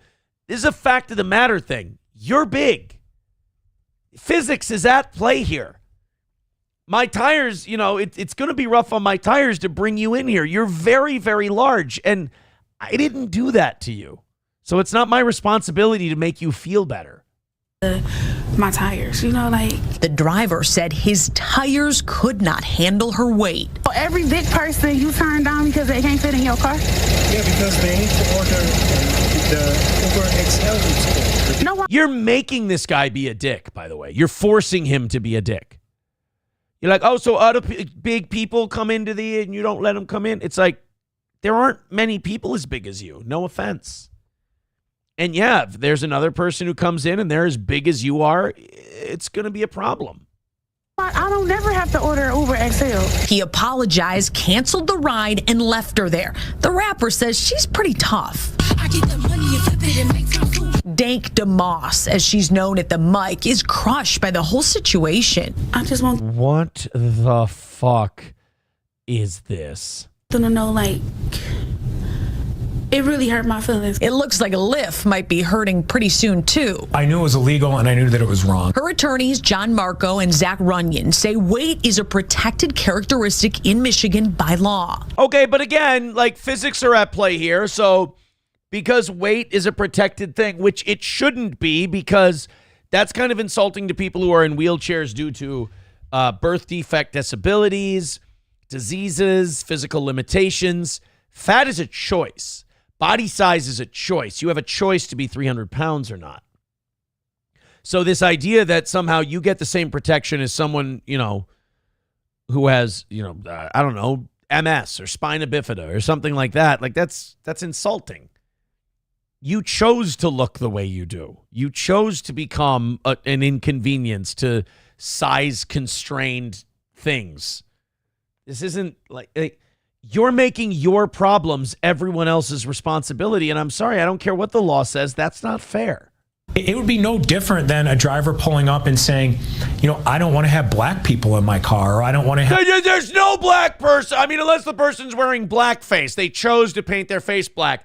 God, attorneys like this can be real scumbags. You can definitely tell the good ones from the ambulance chasers. This fucking guy, or in this case, buffet chasers.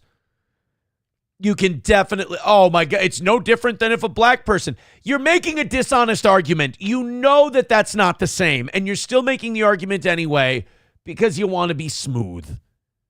Like the peanut butter she eats. Now, she's a chunky peanut butter gal. Let's be real.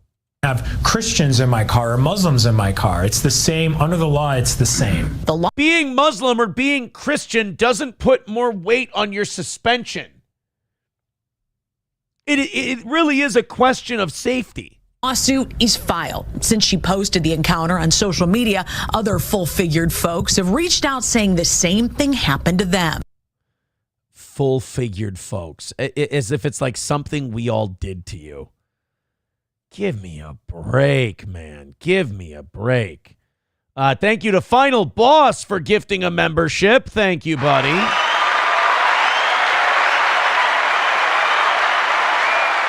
You guys are so far over tonight, it's gross. I appreciate it. Unbelievable. If we would have had a full goal tonight, you guys would have knocked it out before the 9 o'clock, or before the 8:55 portion. You know what that means.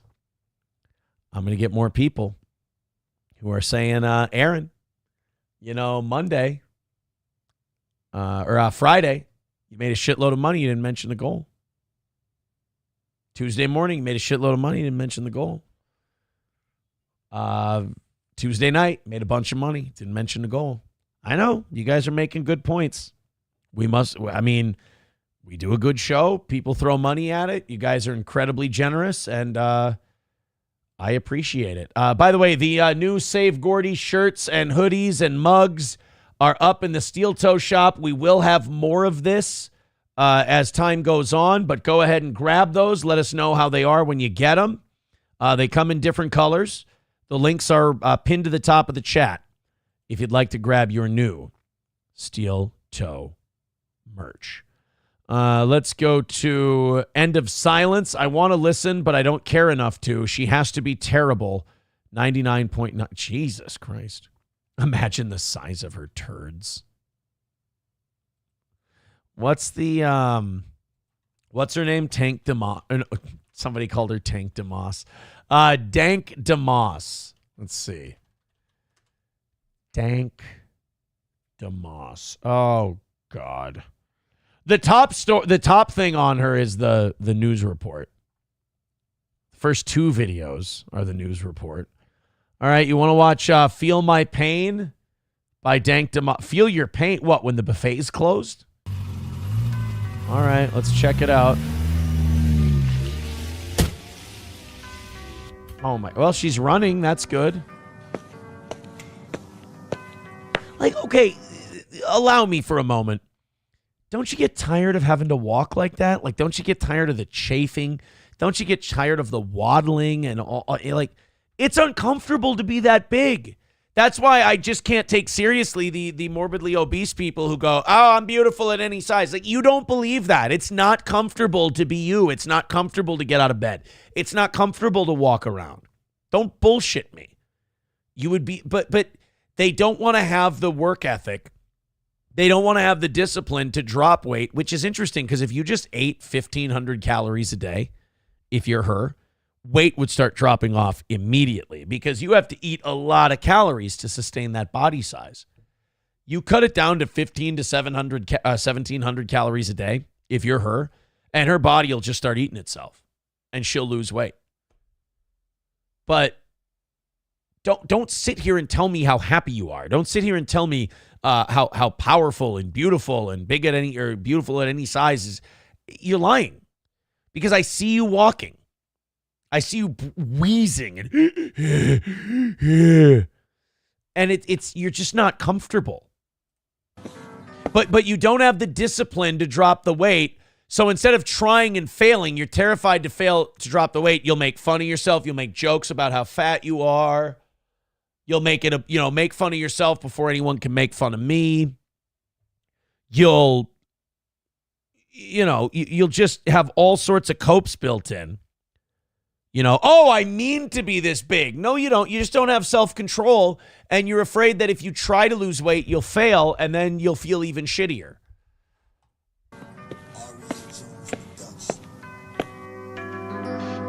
By the way, you notice they did not have a permit to shoot here. They worked something out with this security guard. This isn't like an actor who did the video with them. This is the security guard at the hospital going, all right, just stay out of here. I was sitting in my dorm getting dressed and getting cute. When the phone rang twice, you see this car, it wasn't nice. My mom called crying, she like, your pops in the spittle. I'm like, is he cool? Cause you know his condition. Her voice said, nah, baby girl, just get here. That's a 60-minute drive, but I ain't even fucking care. My daddy probably... She's not good. It's just not... It's not like she sucks. It's not like, oh, this is aggressively terrible. It's just not good. It's just very meh. I'm at school, I'm not there. I was about to go party, new fit and new hair. On my way to the city, felt my daddy wasn't there. When I pull up to the spittle, I felt death in the air. Why my brothers fucking crying, why my family even here? Why my mama not talking while she's sobbing everywhere? My granddad cried and he whispered in my ear. He said, baby, just listen, your daddy ain't here. That's like the fourth time she said your daddy ain't here. We got that idea. Yeah, she's just not good. So I'm going to go ahead and be very generous and say that part of the reason she made this Lyft thing a big story. You know what? I'm going to go ahead and say, you know what? I'm going on record. This is a scam. She's running a scam. She's in on it with the Lyft driver for publicity. I think that her and the Lyft driver worked this out so she could get on the news and it would be good for the rap career and they could do the lawsuit. Halada Fagina says it's better than Eric Church. That's hurtful. That's hurtful. No Pen 15 Fathead with $2 says, damn, Patrick dropped an album. I don't think she's as big as Patrick. I bet you Patrick weighs more than she does. He's a pretty morbidly obese guy. He's a pretty fat dude. By the way, still have not gotten word that he got any kind of USA Boxing insurance or anything else. Those guys all, boy, talk a big one and no follow through. It's weird. It's almost like they're full of shit and scared. Heather McDonald, Ryan Reynolds is the real problem in the Justin Blake legal war. We watched this. I am like, Johnny's got me fascinated by this Blake Lively, Ryan Reynolds, Justin Baldoni thing. So we watched that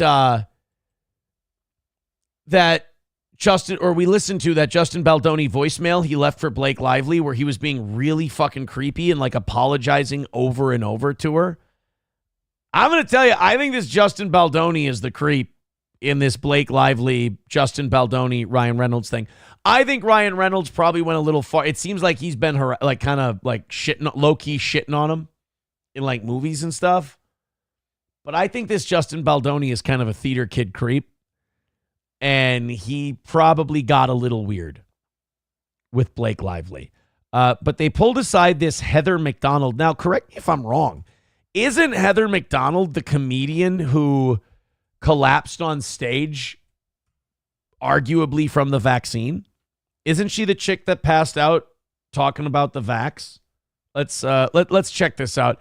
I don't know why, like, they're like, oh, here's what Heather McDonald thinks about the Blake Lively, Justin Baldoni, Ryan Reynolds thing. It's like, why do I give a shit what Blake, like, or what Heather McDonald thinks about this? Things are escalating with this Blake Lively and Justin Baldoni situation. The 6-minute long voice note, what do you think about it? First of all, he has a sexy ass voice, and if this... Oh, okay. So the guy's cute, so it's got to be her fault. Okay, so this is a women hating women thing. I see. Really, if he ever needs to be on Cameo, I think a lot of ladies would purchase it. But I think there's a couple things. Some people do think it's creepy, and that he says, oh, you've got a baby on your boob. But he also says love to Ryan. And I think the biggest question is, a lot of guys who are creeping on a girl that they know is married or they know has a significant other will talk really nice about the significant other to throw the scent off the trail that they're trying to hit on the person. God, women are fucking dumb when it comes to guys. No offense, but you women walk into so many fucking landmines. It's unreal. Oh, but he said love to Ryan. Yeah, because he's a fucking theater kid creep. He's a passive weirdo. And he's trying to, like, cuck himself to the guy, but as a way to, like, get in her pants. This is a common thing for creepy beta dudes. Compelled him when he was leaving that voicemail to record it and save it. And I think he probably, and people know sometimes when they have, like, an employee that they're like, I feel like something's weird, but I'm not going to fire them. I'm going to keep them. So I think he realized, I better save this because I don't want it to be interpreted as something else it's not. And also... Wow, she really wants to believe that the cute guy wouldn't do anything wrong. Holy shit, is she dumb. It sounds like she said in the past, male directors didn't want her input as much. So he was trying to, again, assure her, like, I'm giving you... I want your input. That's why he called her at 2 a.m. and left a 6-minute message. Heather, come on. You're either this fucking dumb and you're hopeless, or it's just a women hate women thing and Blake Lively's really successful and you're going to take the other guy. Oh, this is stupid. So I think it's still all favorable towards him. They were really getting along. I mean, they said they were laughing and writing till 2 a.m. I really do think Ryan either was reading this stuff on the kid's iPad or something. He was privy to the conversation, and I think he was starting. Boy, you got to love the fan fiction. I love that when people do that. They're like, all right, here's what I think happened. And you're like, oh, what's your source? My own asshole. It's like, you're just like, well, wait a minute. Why are you saying this so authoritatively? You have no idea what the fuck you're talking about. No, I think he read the messages on, like, the kid's iPad. Ryan Reynolds, one of the busiest actors in Hollywood, he was on his kid's iPad and he read the messages and he thought they were getting too familiar. So then he confronted Blake Lively. And then so she had to pretend like the guy's a creep. Or, let's try this. Or the guy calling her at 2 a.m., leaving her this over-the-top emotional voicemail about how sorry he is a creep. I think he was on break from COVID, like his thing, and he started to really get involved. And at first she was like, sure. And I don't know that she was ever really truly flirting with him. I think Ryan got jealous and inserted. Let me ask you something. Why the fuck are they asking her about this like she would know what the fuck she's talking about? Himself, and then when the movie came out and it wasn't going in their way as far as favorable press, then I think he was like, screw this guy and we're going for it. Or if anybody on their team was like, maybe they did a smear campaign. Now it's too late. Now they are appearing to be the bullies that Justin says they are. Where the fuck do you get any of that? She must have hit her head when she was doing the COVID thing. Is that her? Is that the same girl? It might not be the same person. This Heather McDonald. Hold on. Heather McDonald Fall. I think it. Yeah. Okay. So it was her. Yeah. This is what I know Heather McDonald from. I don't care, but I want you to know, double vaxxed, booster, flu shot, and I'm going to be honest, I have the shingle shot too. Remember, guys, double COVID vaxxed and boosted. And I still get my period. What? Yes! Oh, hey, guys, it's a female comedian talking about her pussy. That never happens. God, they're so naturally funny. They're like Lenny Bruce or George Carlin. They're really good. Guys, her pussy still bleeds. You get it? Ugh. Was it Sam Hyde once said that women who do comedy should be rounded up? And I don't think he's wrong. Traveled, went to Mexico twice, did shows, meet and greets, never got COVID. Clearly, Jesus loves me the most. Seriously. So nice. So nice. I love that they all laughed. It was not a bit. Now, if it would have been a bit, if she would have committed to a pratfall that hard, that would have been funny. That would have been pretty good. That would have been what the kids call leaning in. But she fractured her skull when she fell. As you know, just shitting on people who don't think the vaccine was good or that it might have been, experimental and that, we may have rushed it a little bit. And then you fall and you hit your head and you crack your skull open. Papa Shab says she's killing. Yeah. End of Silence says, I want to use the sound of the thud on a song. Not so fucking smug, are you now? Well, why were they asking her about the Blake Lively thing? And then I love that when people are like, oh, no, Ryan probably saw the messages and then Ryan confronted Blake and then Blake had to make up a story and then Ryan was probably done with his break from COVID. It's like, what the fuck are you talking about? Root says, do it. I've used baseball bats to heads and all sorts of shit in beats. Oh yeah, you could use the Heather McDonald head hitting the floor thing. And by the way, Roots, I was not kidding. Get me your address. Now that we got the shop open, I can send you that hoodie I promised you.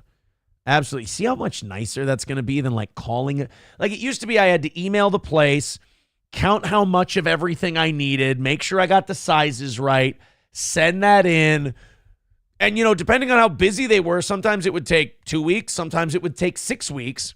Then you got to find time to drive a half hour out there, load the shit into your car, bring it back.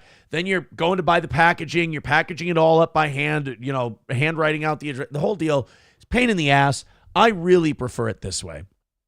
With the store that just you don't have to carry any inventory. I prefer it that way. 100%. Oh boy, people are already clipping. They're already clipping the Chrissy stuff that I did. Doom already clipped it. I think I was pretty right on with it. I think I was pretty right on with the Chrissy take. And I obviously I didn't want to include Keanu. I'm not, my opinions are all my own. None of them are Keanu's opinions. I just confirmed that Keanu was, do you want to say fired from Simpcast or like asked not to be on for a while? Like it's suspended indefinitely, perhaps, because you got on the bad side of someone with more followers. And instead of backing the godmother of your child, you needed to make the woman with a lot of followers happy because maybe she'll take you with her. No, you need to do a good show. You need to focus on providing good content rather than just fucking kissing up to people who have a ton of followers. That's not how you get big. I know Frank said that's how we're going to ride it all the way to the top, baby. We're going to grab onto these people. Hey, this person's, they're responsible for their child testing positive for cocaine. If we sweep for him, he's going to make us huge. Everybody hates him. Or, hey, this Melanie Mack, we're gonna grab on her. She'll make us famous. She doesn't give a fuck about you. She's got her own shit to worry about. The only thing that's going to make you make it is by you being authentic and creating good content. But if you keep deciding, well, today I'm a gamer, today I'm a comic book person, today I'm a left-winger, today I'm a right-winger, today I'm going to host an LGBTQ night at Stonewall, tonight I'm going to be at January 6th, people are going to start to think that maybe you're a phony. And then if you start not getting your friends back, you didn't have to tell Keanu she couldn't be on Simpcast anymore. You could have Keanu on Simpcast, and I'm sure Keanu would never care if you had Melanie Mack on Simpcast. She'd be like, that's totally fine. So here's how I generally treat friendships. If I have one friend and they go, I don't give a shit if you hang out with them. And then the other friend goes, you're hanging out with them? That's fucking bullshit. You shouldn't hang out with them. And blah, blah, blah. It's like, I ain't got a problem with either of you. You got a problem with each other, that's fine. Don't hang out with each other. But any friend who asks me to stop hanging out with another friend, I've immediately got the other person's back. That's bullshit. That's Bush League behavior, man. So I don't think I was wrong about any of that today. But if Frank was this big-headed, amazing talent manager, like, why isn't he doing it? And how many times is this guy going to give really dog shit advice to multiple people before people go, maybe this guy's full of shit? Telling people to strike people and telling people to tell clippers they can't clip them and shit like that. Like, how many times is this guy going to have the wrong take before you go, maybe we should try being authentic for a change? Sam Show says, Aaron, have you seen who's on Simpcast? That audience doesn't care if any of those women are phony. I mean, maybe you're right, but like once I see something, I can't not see it, Oh, hey, we got some Minnesota news for you tonight. Oh my God, this is the most hideous looking sign language interpreter I may have ever seen. Mayor Jacob Fry, who I think is the most Justin Trudeau now that Trudeau's gone in Canada. I think Jacob Fry of Minneapolis might be the most Justin Trudeau. He's announcing today, flanked by Ilhan Omar there. He's announcing that Minneapolis will not be cooperating with ICE raids. Let's hear the liberal wonder. What's he trying to do? Build back up those black voter points that he lost when he was trying to be as he was trying to be as accommodating during the Floyd riots as possible, and black people still yelled at him, and he just walked away with his tail between his legs. This guy's a punk. I want to speak directly to people who are undocumented. Illegals. We love you. Oh my God. We love you. Do you really want to go that route when there's like Venezuelan gangbangers and like serious criminals who are here illegally? You want to go, to all our friends who are undocumented, we love you. Oh my fucking God. Care about you. In the city of Minneapolis, we will stand up for you, and we will do anything in our power to help. Because you're not an alien in our city, you're a neighbor. You can be an alien neighbor. Can be both. Holy shit, I just got some breaking news about the Thornton Township meeting tonight. Apparently shit went down. We'll try and see some of this tonight, but it might be a tomorrow morning story. Holy fuck. I guess Tiffany Henyard's boyfriend started fucking fighting with people. Like, it ended in arrests. The Thornton Township meeting was fucking lit, as the kids say. Henyard's boyfriend started fucking decking people. Oh my God, this story gets better and better. We'll search that after we're done with this jackass. Now, in Minneapolis, we have what is called a separation ordinance. And that separation... Well, it's a very liberal city. You see what they do is they try to separate their heads from their own asses, but they've been there so long, it's just conjoined at this point. Separation ordinance states clearly that our city officials, our police officers and beyond, will not be gathering information showing who is and who is not documented.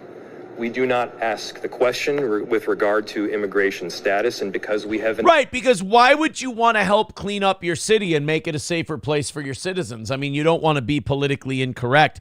If someone commits a crime, you don't want to deport them to the country they came from, because that might be mean, even though it would guarantee that you get a violent criminal off your city's streets. I mean, why do that when you can be liberal?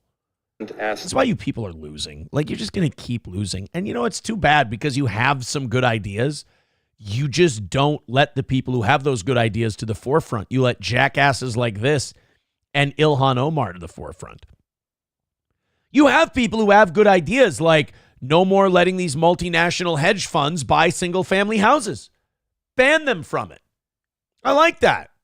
Let's go with that, but we can't because the Democrats keep presenting fucking DEI hires and people who want to put, trans people on cruise ships and, make sure they're on basketball teams and shit and they can go to whatever bathroom they want because that's important rather than, class mobility, the middle class building generational wealth through real estate, affordable real estate,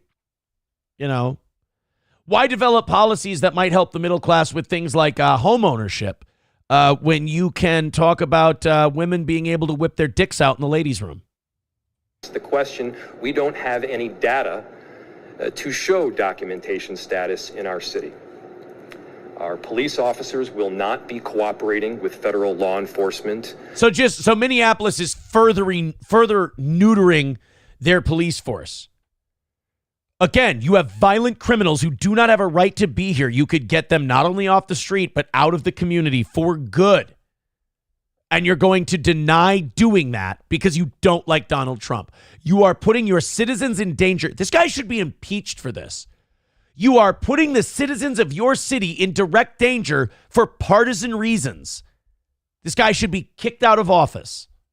Around federal immigration law. We enforce state and local laws here in Minneapolis, and we will do so to the best of our ability. No offense, but people from liberal cities just look wrong. Like, it's just, I don't know if like living in that world long enough just changes your look in general, but you just look weird. You look not inbred, but you look like weak and scared, like this sign language person. I guarantee they live in the metro area. And it's just, and like he's flanked by black people. Let me tell you something. We learned in this election, black people are fucking tired of illegal immigration too.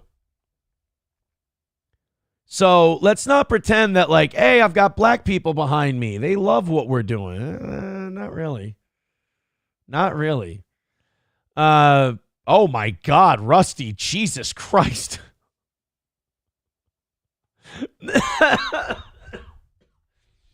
People are saying, oh, you spineless prick. Yeah, Helgi says that's treason. Arrest him. I mean, kind of. Right? It's kind of treasonous. I mean, maybe not like full-on treason, but like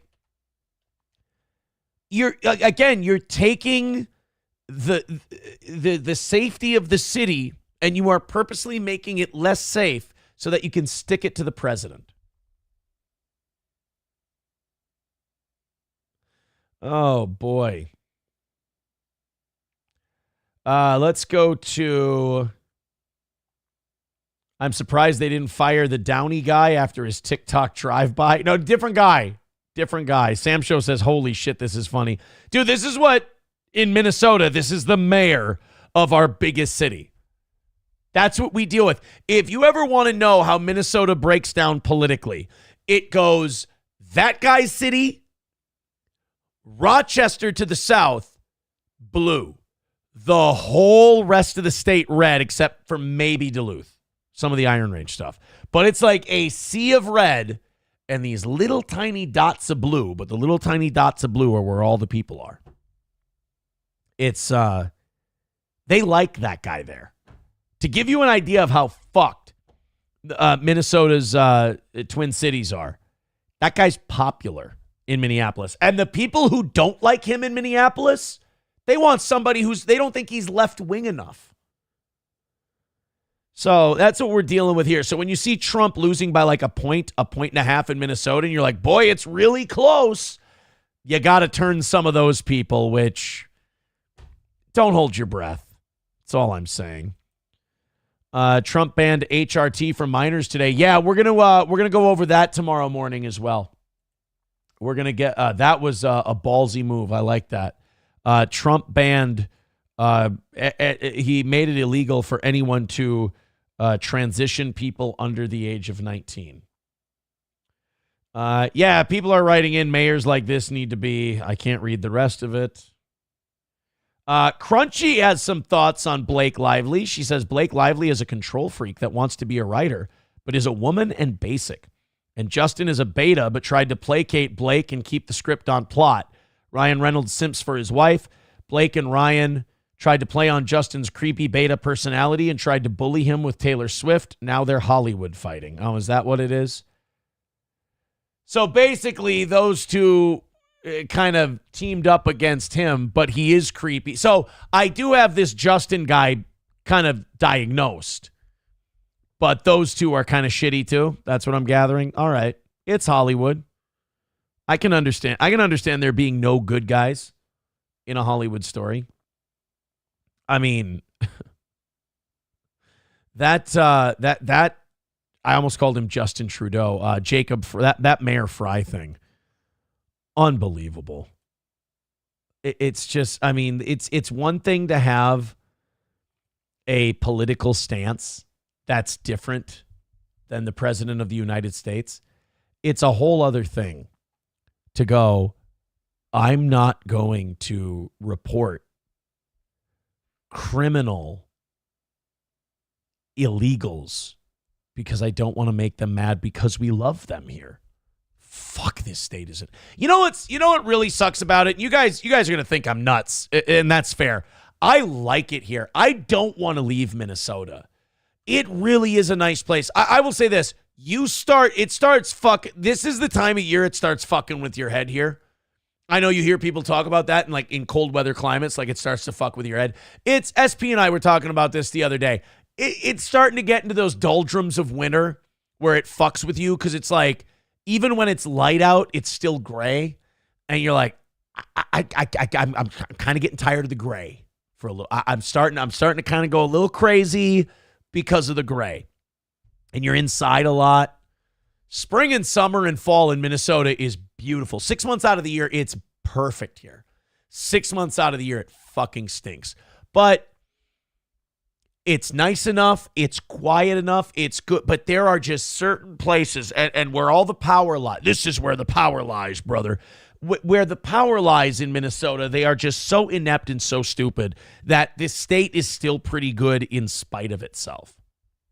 Turd Burglar says, are you suffering from seasonal depression? It's not seasonal depression. It's, ask anybody from this state. It's just, you get fucking annoyed by how cold and icy and snowy and shit it is for so long. It's impatience more than anything. You start going, come on, fuck, done. Let's go to, yeah, I agree with actual steel toe wearer. Can you simp for your wife? I don't think it's really simping if you're married to them. Like, you get your wife's back. Like, I mean, people know this. I lied for my wife at the time a lot to get her back. Like, and it hurt my reputation. People knew that I was lying about certain shit, but like I was defending her. She was already fucking losing her shit and all full of drama from internet stuff getting to her, and then you put drugs on top of that, and then people are talking about the drug. She's on fucking drugs, you can tell. And she's reading it and she can see it.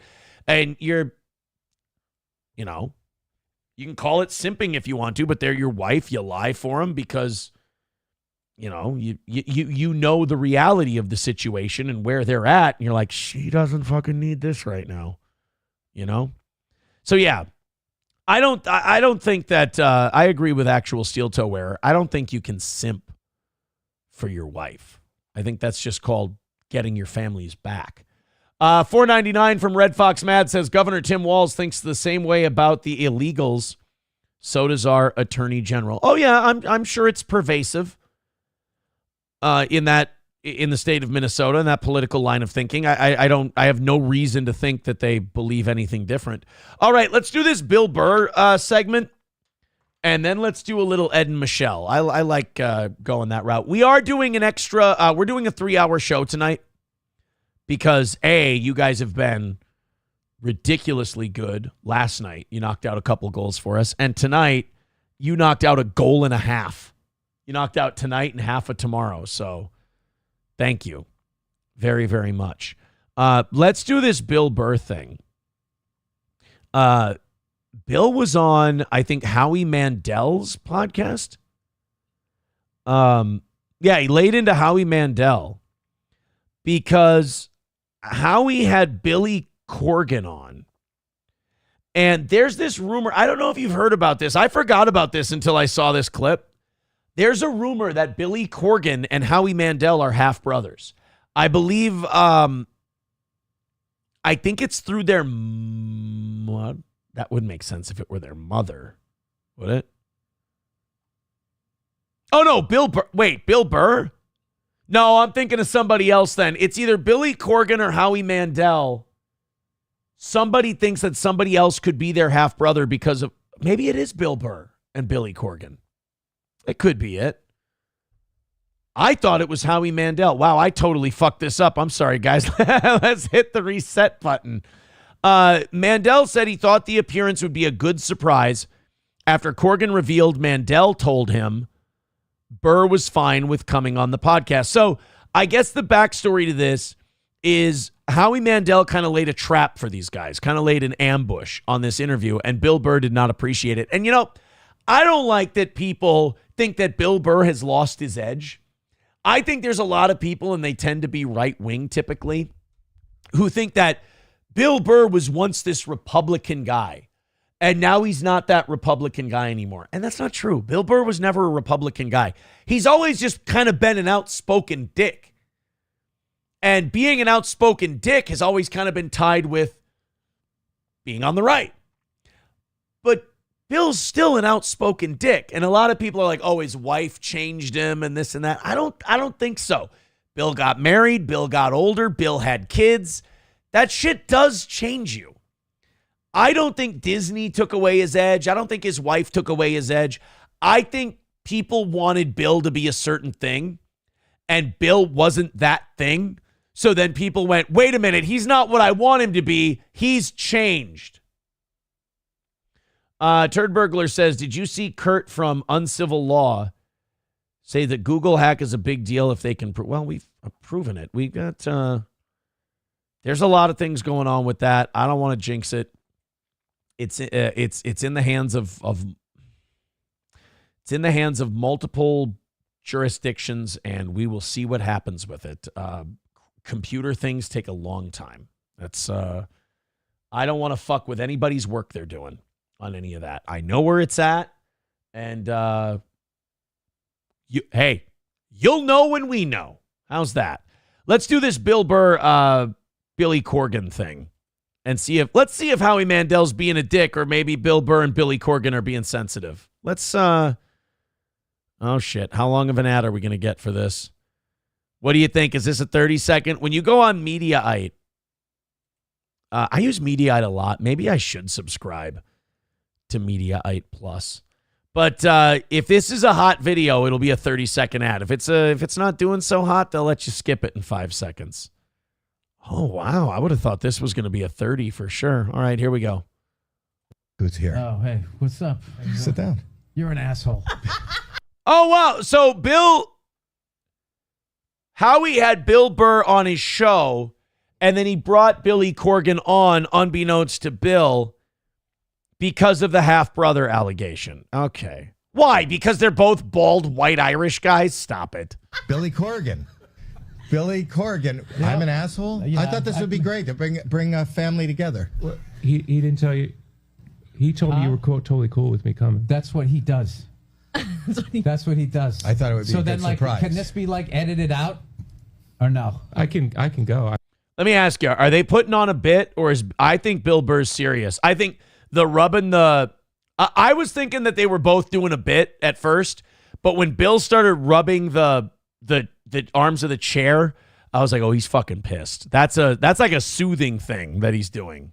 I mean, you told me Bill was. All right, fuck it. No, I'll do it. Like, did you ever think the fact that I never told that story, that, maybe you shouldn't? Did you ever, how many fucking, like, emails and crap that I got? Like, I sort of, like, went away from that. So let me just fill in. Let me just fill in. Do we talk on a regular basis? We've never met. So Billy Corgan was nice and. So they've never met before, and Howie, oh, wow, Howie's a piece of shit.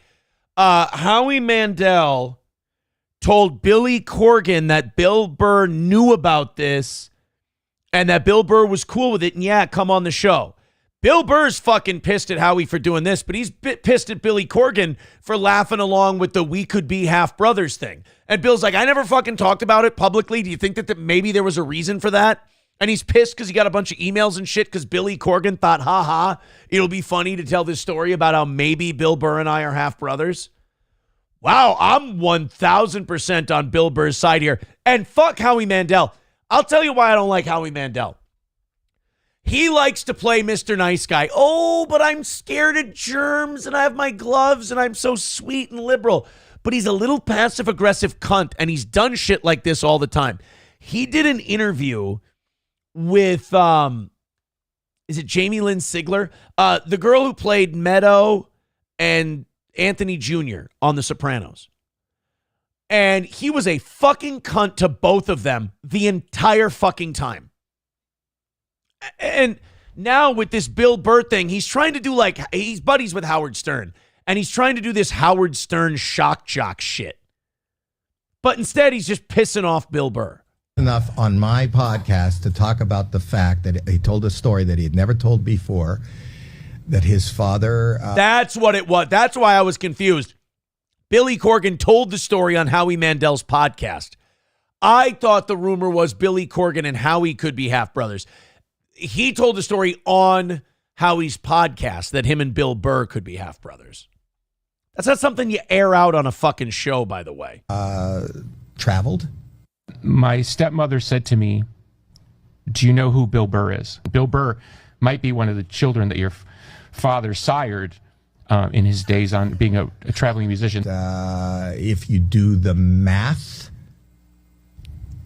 He was a piece of shit. And he had two kids this close together and he named them the same fucking name. He thinks it's different because he's Billy and I'm Bill. Like, that's how he told the difference. Oh, wait, so this story's true? So they are half bro? Like, this is legit? Or is Bill Burr being sarcastic? There really aren't? Holy shit. Well, I was Bill when I was young. But you're right. I mean, with all respect. I just thought... whatever. It's not that I don't like him. It reminds me of all of that shit. So... Oh, wow. So they're legit. Holy shit. So is this the first time we've gotten confirmation that they're half brothers? I tell you what, if you want to get on your half brother's good side, you don't air that kind of shit out in public like that. Oh, Bill's legitimately fucking annoyed. And he should be. Fuck both of these guys then. It just seems more of the same from what I've been hearing. All right, whatever. I mean, I like your music. Appreciate it. Even when he's fucking pissed, Bill is funny. I mean, I like, he's trying to find something nice to say. I mean, I like your music. Fuck Howie Mandel. I hate Howie Mandel. What a cunt. I don't like that he gets to get away with this fucking nice guy shtick. Howie's a good dude. Howie's so nice. No, Howie's a fucking asshole. Howie's fucking airing people's dirty laundry right on his pod, which is fine if you're the I'm airing your dirty laundry guy. If you're the I'm such a good guy here in Hollywood guy, and then you're pulling this shit, you're a cunt. Oh man, that is really, really shitty. Bappa Shab says Howie's son-in-law did the Hawk to a rug pull. Slimy. Oh, jeez. That got Jewish. Turd Burglar with a good point. Bobby's World was awesome when I was a kid, though. Fair enough. Look, you know what? You're right. I got out of pocket. That's on me. Oh, that was so shit. Oh, that annoyed me. That made my opinion of Howie Mandel much worse than it was. Let's see if we can get some of this Dalton stuff. Dalton, or maybe Tiffany Henyard, because I got a message from somebody that said, dude, they are losing it in Dalton right now at their meeting. Like Tiffany Henyard's boyfriend is fighting people. Like it's getting real white trash. Absolute chaos tonight at the Thornton Township board meeting. Let me grab this because we'll do this a little longer tomorrow morning. We'll get more coverage of this. I'll have time to kind of look on it a little. So let me just get that in there for right now. And let's take a look at some of this. This is the Dalton, Illinois board meeting. Now, remember, yesterday, Lori Lightfoot came out and released her findings of her investigation that Tiffany Henyard spent millions of dollars, and $500,000 of it is not accounted for. It's not characterized or whatever. It's unlabeled. Like sometimes you'll put it towards community investment or whatever. It's just an unspecified expense. And there were like $530,000 of it. She was giving the financial reports to this guy so he would doctor them before she gave them to the council. Like just really top-notch dirty shit, spending all the money on vacations and classifying it as like a city retreat. Just a real shitbag. Just kind of confirming what we knew about Tiffany Henyard. But apparently this got out of hand. You and I are watching this for the first time together. Because I think on behalf of the Black Cookout Association that we would rather take a vote that we're going to exchange your black ass for Stephanie to be the new member of Army for all those say. Could you not talk into the microphone like a rapper? And could you just like speak so we can understand you? Now, is he saying that he wants to replace Tiffany Henyard? Like we're going to kick your black ass out of here? Say nay. All those in favor say aye. You gone, bitch. Oh, you gone, bitch. Okay, so he wants Henyard out. Well, she's embarrassed them, of course.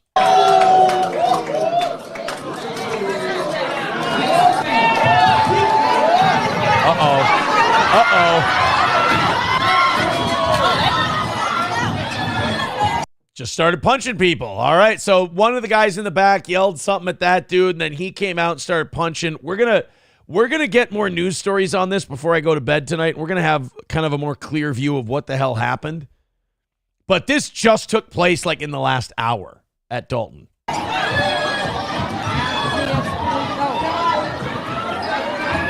fighting, y'all. Thank you. Thank you, John Madden. That was remarkably helpful. Oh, and if you look right here, boom, that guy punched him.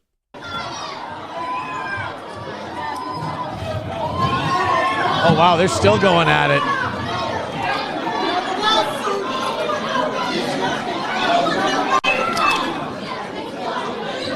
See, they would be able to have security out there to kind of help the situation, but the problem is Tiffany Henyard spent all the city's money, so they couldn't afford it. It's really too bad. You forgot the part where Tiffany joined the fight. Literally, this is the first I'm seeing of any of these videos. Maybe we'll get a better perspective here. Okay, so here's another look at it.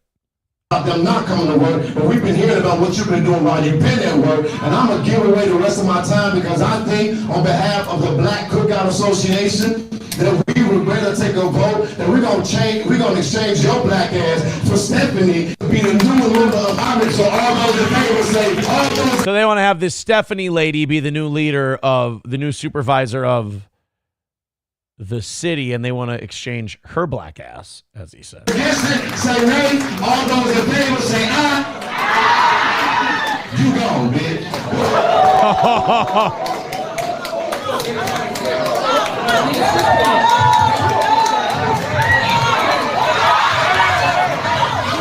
Oh, shit. Oh, shit. Oh, there we go. We're swinging.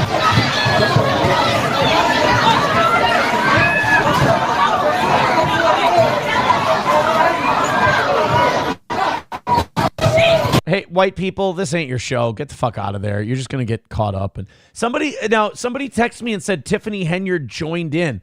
Now, there she is. I'm trying to get her by hair color. That's her right there. We're going to exchange your black ass. Let's.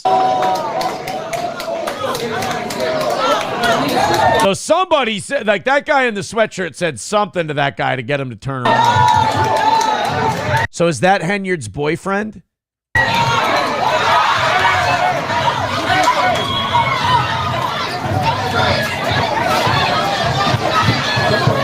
I don't see her jumping in anywhere.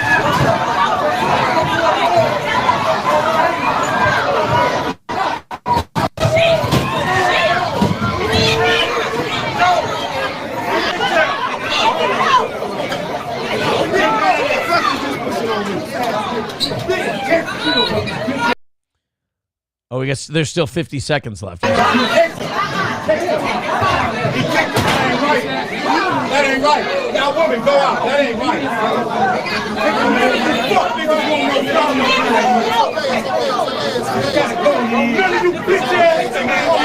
You know, I'm going to go ahead and say that this Tiffany Henyard has really fucked things up in this town. Really starting to think that maybe she's left this. You know, usually if you're a leader, you want to leave a place better than what you found it. It does seem like she has left things in a bit of a predicament. Sean, a potentially criminal with $2, says it's the circle of. They're gonna take the new mayor and they're gonna pick her up under the arms and hold her out to the crowd. Don't let this devolve into fisticuffs. Everything the light touches, that's the money you're allowed to spend. What about the dark spot? That's Vegas. We don't spend money there. Not after the last mayor. But Henyard's double dipping because Henyard is the mayor of Dalton, but she's also a county trustee in that county, and she's making like $250,000 a year. And what's funny is this bitch tried to pass a law, or tried to pass it's a city, so it would be an ordinance. She tried to pass an ordinance that said if she ran for re-election and she won, she would keep her salary. But if anyone else ran and won, the salary would go down to $32,000 a year. Biggest fucking balls in Dalton, I'm telling you. Niggas want no smoke out here.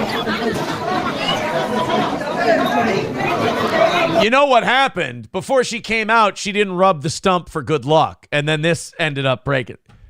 But this isn't the Apollo? That's why. I was wondering when the clown was going to come out with the hook and just kind of straighten everything out again. I get confused. All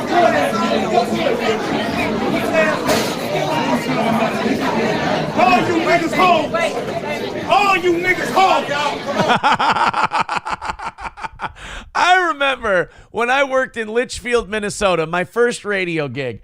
And sometimes if the news director couldn't make it to the city council meeting, I had to cover it. I had to play news director. And I remember in Litchfield, Minnesota, when they wouldn't rezone something industrial rather than residential so that somebody could open a business, a repair business there. they would often devolve into people yelling racial epithets and calling the city council members hoes. Litchfield was a wild place. I better not catch none of you fuck niggas outside of here. That man's running for mayor, I believe. What's up, family? Now it's time to rise for the playing of the city's anthem. X gon' give it to you. Oh, boy. Again, this is the first I'm seeing of any of this. So I don't know what's in any of these videos. Again, somebody said that Tiffany Henyard joined in. I don't know about that. I think this is the same. Yeah, this is just the same video. Oh, okay. I'm Man, this is a long speech when you slow it down. Okay. Yeah, this is all just the same Thornton Township meeting video. Holy shit. Well, that'll be fun. As usually the Fox affiliate in Illinois in Chicago does a really good job of getting this shit up there really quick. So this was not Dalton. This was Thornton Township. This was the county trustee job that she has. She's the supervisor of Thornton Township. Oh yeah. Okay, here we go. Fox 32 in Chicago does have it. Good. We begin with breaking news. A fist fight breaks out at Tiffany Henyard's Thornton Township meeting tonight, and witnesses say Henyard herself jumped onto the pile. You know what that means, right? This is just the Thornton Township meeting. They've still got the next Dalton Township or City of Dalton City Council meeting that she's going to have to go to. Oh, it's going to be fun. Yeah, so take a look at this. Videos all over social media tonight. It happened as a community activist. Oh, there she goes. And frequent Henyard critic was speaking. He apparently... Wow, she ran in there like the ultimate warrior. I mean, she was off like a light. She was... Hold on a minute. Let's see if we can... I think we can do a good job of this. Give me 1 second here. I think this deserves the right kind of music. I know we're running out of time, but... Here, I think we can do better for old Tiffany Henyard. Let's insulted Henyard breaks out at Tiffany Henyard's Thornton Township meeting tonight, and witnesses say Henyard herself jumped onto the pile. Yes. Let's make sure that Tiffany Henyard is treated with the proper respect. Here we go. So take a look at this. Videos all over social media tonight. It happened as a community activist and frequent Henyard critic was speaking. He apparently insulted Henyard, calling her a name. That's when a witness says Henyard's boyfriend confronted him. That's when the chaos ensued. The witness says Henyard pushed her table out of the way, ran to the back of the room to join in. Police are there. There she goes. We're going to keep you updated. Get ready.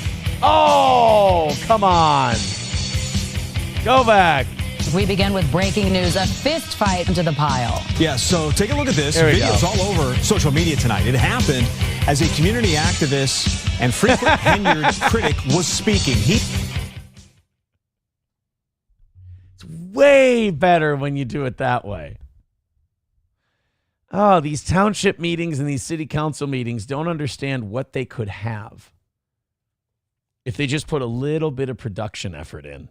That's all. Oh, man, 14 minutes? Can we do the Ed and Michelle thing in 15 minutes? I don't know. I don't know if we can do it appropriately. I don't know if we can do our friends Ed and Michelle justice. Did you see that Ed and Michelle were in the YouTube chat Monday morning? That was awesome. Fucking Ed and Michelle are, they're good sports because we're sometimes very critical of their food reviews. The Great Indoors with Ed and Michelle, but they're good sports about it.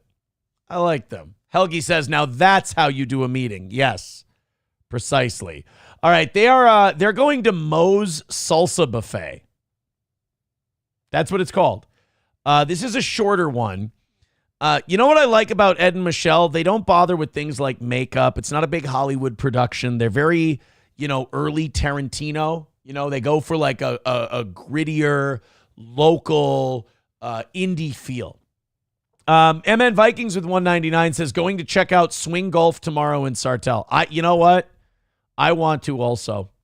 I'm a little busy tomorrow. I gotta do some sparring. I gotta get ready for February 22nd. But I gotta be disciplined, not eat like shit. Not do the sauna before I spar. God damn, I gotta stop using that sauna to like loosen up. It just takes away your legs. But yeah, I gotta go do that. And then I want to work on the steel toe shop a little bit more. Maybe this weekend I can check out swing golf. Hey everyone, Ed here with Michelle and the Great Indoors. And today we are in Menor, Ohio, outside of Moe's Southwest Grill.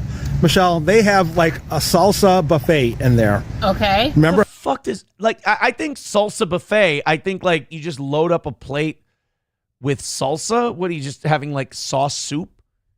How they have all the different flavors of salsa? Well, we're going to try them all. Ew, that looks, Ed, Michelle, you guys are finding the shittiest buffets. This is a common refrain I have with Ed and Michelle. They will go to a nice seafood buffet and they will bitch about the price. It's not as good as it should be.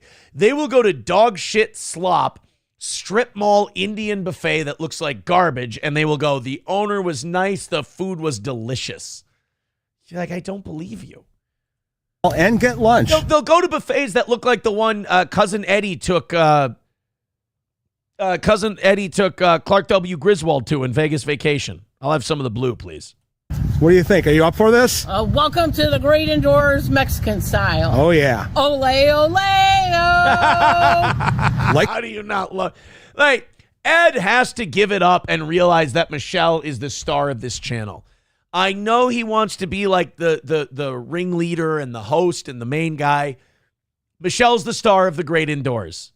Point, period, end of discussion. Like, comment, and subscribe to the Great Indoors. Let's get in there and check it out. I'm in the mood. The Bronco went off. I did not do that. Okay, someone did that just to mess with us. Or it could be supernatural. Yeah.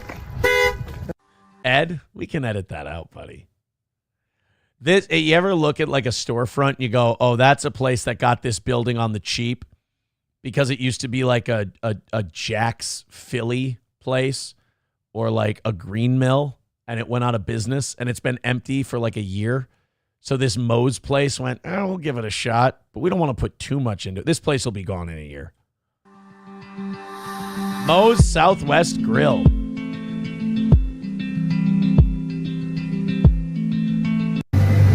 Mexican food. Well, no kidding. Okay. I never know what Michelle might say. That would be funny. Like Ed's like, I never know what Michelle might say. She's like, we went to a fried chicken place. Michelle, what are you going to have? I'll have what the others are having. It's, oh, Jesus Christ. I never know what this Michelle's going to say. She's insane. Michelle, what are you going to have? I don't know, but my cunt itch is really bad. Oh, my God. You can't take her anywhere. You never know what Michelle's going to say. Maybe you're not. I don't know. Michelle, what do you want to do? I want to give you a Hummer in the bathroom. Oh, my God. This woman's unpredictable. And I think if you get the combo, it includes chips and, like I said, the buffet or of salsa out there. I really want to know what the organic tofu is like at Moe's Southwest Grill. I can't wait. All right. Okay, this young man agreed to let us show you guys how he makes it, but he didn't want All right, let's be dicks and look for health code violations and try to get this guy in trouble. No. Face on the video. So that's what is that, the cheese that goes on there first? No, Ed, it's lice. Ed, let this poor kid work. We'll have some cheese. What Okay. kind of chicken would you like on it? The one that's right in front of you right there. So it's Chipotle. You going to Chipotle. That's what this place is. You're taking us to a fast food restaurant and you're going to give us a review. I don't like this. I feel like Ed's starting to just go to places that he really wants to eat at, but then he films it so he can like do some kind of write-off shit. Because he's been taking us to some shitty places lately. The Hot Dog Depot. Moe's. He took us to like a place that lost its Chipotle franchise rights, so it had to change its name. Yeah, what he just said. Now, typically, what all goes on that, like the queso, or not the queso, the pico de gallo is one, right? Yeah. And that's the bacon right there. Yep, the club comes with bacon, and then it'll get pico de gallo, lettuce, and Chipotle ranch. Ed, we've all been to Chipotle. We can skip this. All right, let's go to our favorite part. Let's go to the part where Ed and Michelle start chowing down. The salsa, this is the hot one. This is their... that looks like shit. Ed, you got to step it up a little bit, man. Remember when you used to go to those interesting grills and the seafood those old-timey seafood places? I'm a great indoors fan from back in the day, and Ed is he's big on this shithole kick. Rock hard, or their hard rock one or whatever. Rock hard. Very spicy. Ed, that's a way different kind of salsa. We've got their rock hard smoking chili salsa. Hot. Okay. And this is the salsa verde with garlic. Okay, Michelle. Looks like chew spit. You try that one and I'll try this one. How's that sound? Or which one do you want to try? Look at that, a gentleman. Red one because I'm wearing red. Okay. This is just... I love her. I'll try the red one because I'm wearing red. Yeah, I'm sure you'll be making that. I'm sure you'll be very grateful for that decision when it's coming out. The fucking hard rock hot chili salsa. Salsa verde with garlic. All right. It's not Ed and Michelle if Ed doesn't shoot right up his fucking nose hairs. Michelle's having a reaction there. Thank you very much. Ooh. Yeah, everything comes out nice and fresh here. They make it for you. Nice and as fresh. You order it. And I feel bad for the guy because he's all by himself here. You were having a reaction. Well, no, you can see how fucking busy it is, Ed. I think he's going to be able to manage. I feel bad for the guy. He's the only guy here. Yeah, I think he can handle the rush. So they make it fresh for you as it's sitting in old cafeteria chafing dishes. Reaction to that hot stuff, Michelle. Really hot and Yeah. spicy. Let's try that. Need sour cream now. Oh, yeah. Ooh. Oh, yeah. Oh, yeah. That's good, though. It has no mercy with the heat. Right up, it hits your tongue. It's honestly like watching Margie and Norm from Fargo go out to eat. Hey, Ed and Michelle, how's the fricassee? Right away. In your teeth. Ooh. Wow. Dang. I will. The salsa verde is much. All right, let's get to the burrito eating. I want to see these two take down their burritos. They're still chowing down on chips and salt. You guys are gonna fill up on chips and salsa now. Well, stack has been cut in half. It comes in one big piece, and I could see the chicken in there already. Could you hold it up for us so I could get a better view of it, Michelle? Sure, no problem. All right. Yeah, you better use 2 hands. Yeah. All right. You can see the tomato. Ed, you know how you said they keep all the food fresh? That cheese and rice, that ain't looking fresh, bro. The cheese. Yeah. I'm not shitting on the place. It's like a fast food burrito place. Again, it's at Chipotle. They didn't want to pay the franchise fees. So I'm not shitting on them, but Ed's overselling. Yes. Okay. I got something totally new.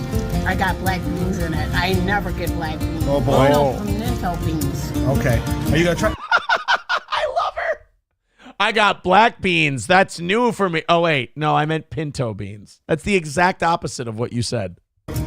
Bite it right in the middle there. I want to see what happens. Look at Ed just telling her what to do. Oh, yeah, got the cheese pull going on there, too. And while she's chewing on that, I end up going, this is tomatillo. Hey, Ed, could you wait until she tells us how it is? She takes this big bite. He films her embarrassingly taking a big bite, struggling to keep all the food in her mouth. And then he's like, anyway, fuck her. Back to the salsa here. Have I shown you the green one yet? Tomatillo. It's medium heat. Right there. Tomatillo. Would you let Michelle tell us how her tostada thing was? It's got like a vinegar. Yeah, great. Base. How's the main dish? Okay. Initial reactions to the stack, Michelle. Is it hot enough for you? And is it made the way you wanted it? Mm-hmm. Yeah. It's stacked up to my likability. That To your is expectations, yeah. That is really good. All right. Now, I did. If you guys haven't seen Ed and Michelle before, I'll tell you this: it doesn't take much for these two. There's bacon in here. There's ranch. There's chicken, and there's a pico de gallo. Did he just have something fall out of his mouth while he was talking? Get the fuck out of here. Watch this. Ed like spits while he's talking here. In here, there's ranch. There's chicken, and there's a pico de gallo. Ed just hocked a fucking loogie. This low-key might be one of my favorite Ed and Michelle's ever. This place does not deserve a review. They're going to love it, by the way. I can already tell their review is going to be 2 thumbs up. It's going to be great. I got to watch Ed spit one more time. Bacon in here. There's ranch. There's chicken, and there's a pico de gallo. He just... And you can hear it smack against the paper. And there's a pico de gallo. And there's a pico de gallo. Yeah, I keep on saying pico. Okay, here we go.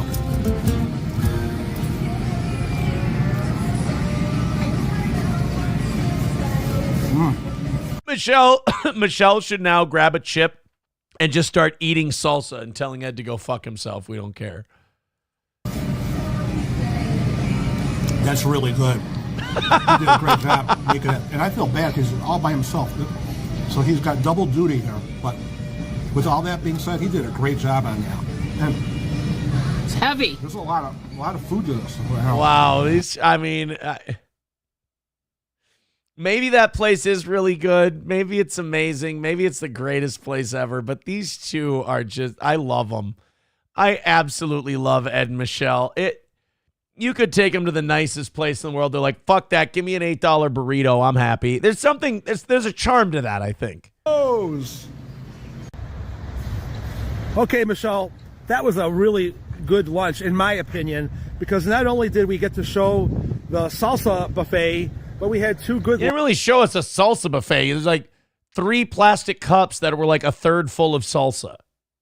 Hell of a salsa buffet. Lunches. Talk to me about your meal today.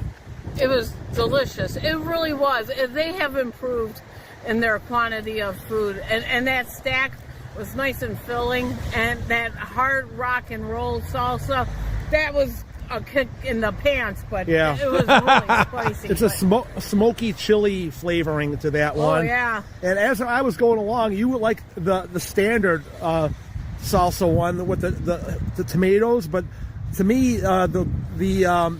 You know what I do admire about these two? They, in all seriousness, they give a Moe's Southwest Grill the same respect they would if they were at like a Ruth's Chris or like a nice steakhouse. They're giving it the same respect, the same review. I appreciate that.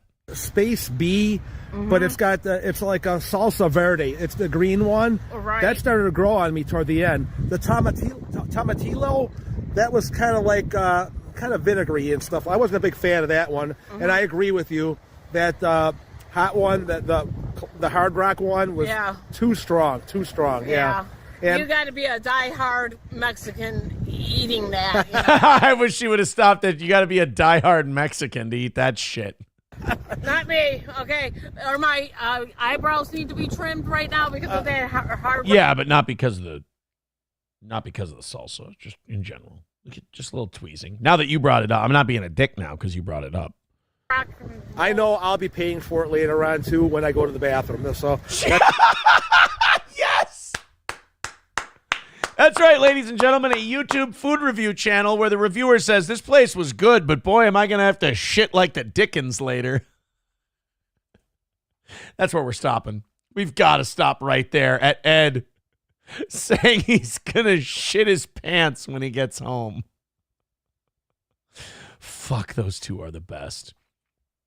God, there's nobody better than Ed and Michelle. Thank you guys very much for checking out the Steel Toe store. We appreciate that. The link is at the top of the page. We see people are already picking up their Steel Toe stuff. I appreciate that. That's very cool. I'm going to be back tomorrow at 6 a.m. I think Johnny's going to sleep in. He's kind of battling the same thing I am. So we're going to be here hanging out, but you guys have been ridiculous this week. Thank you so much. And I'll be back at 6 a.m. It's great doing a 3-hour show for you. We'll talk to you again soon. Take it easy.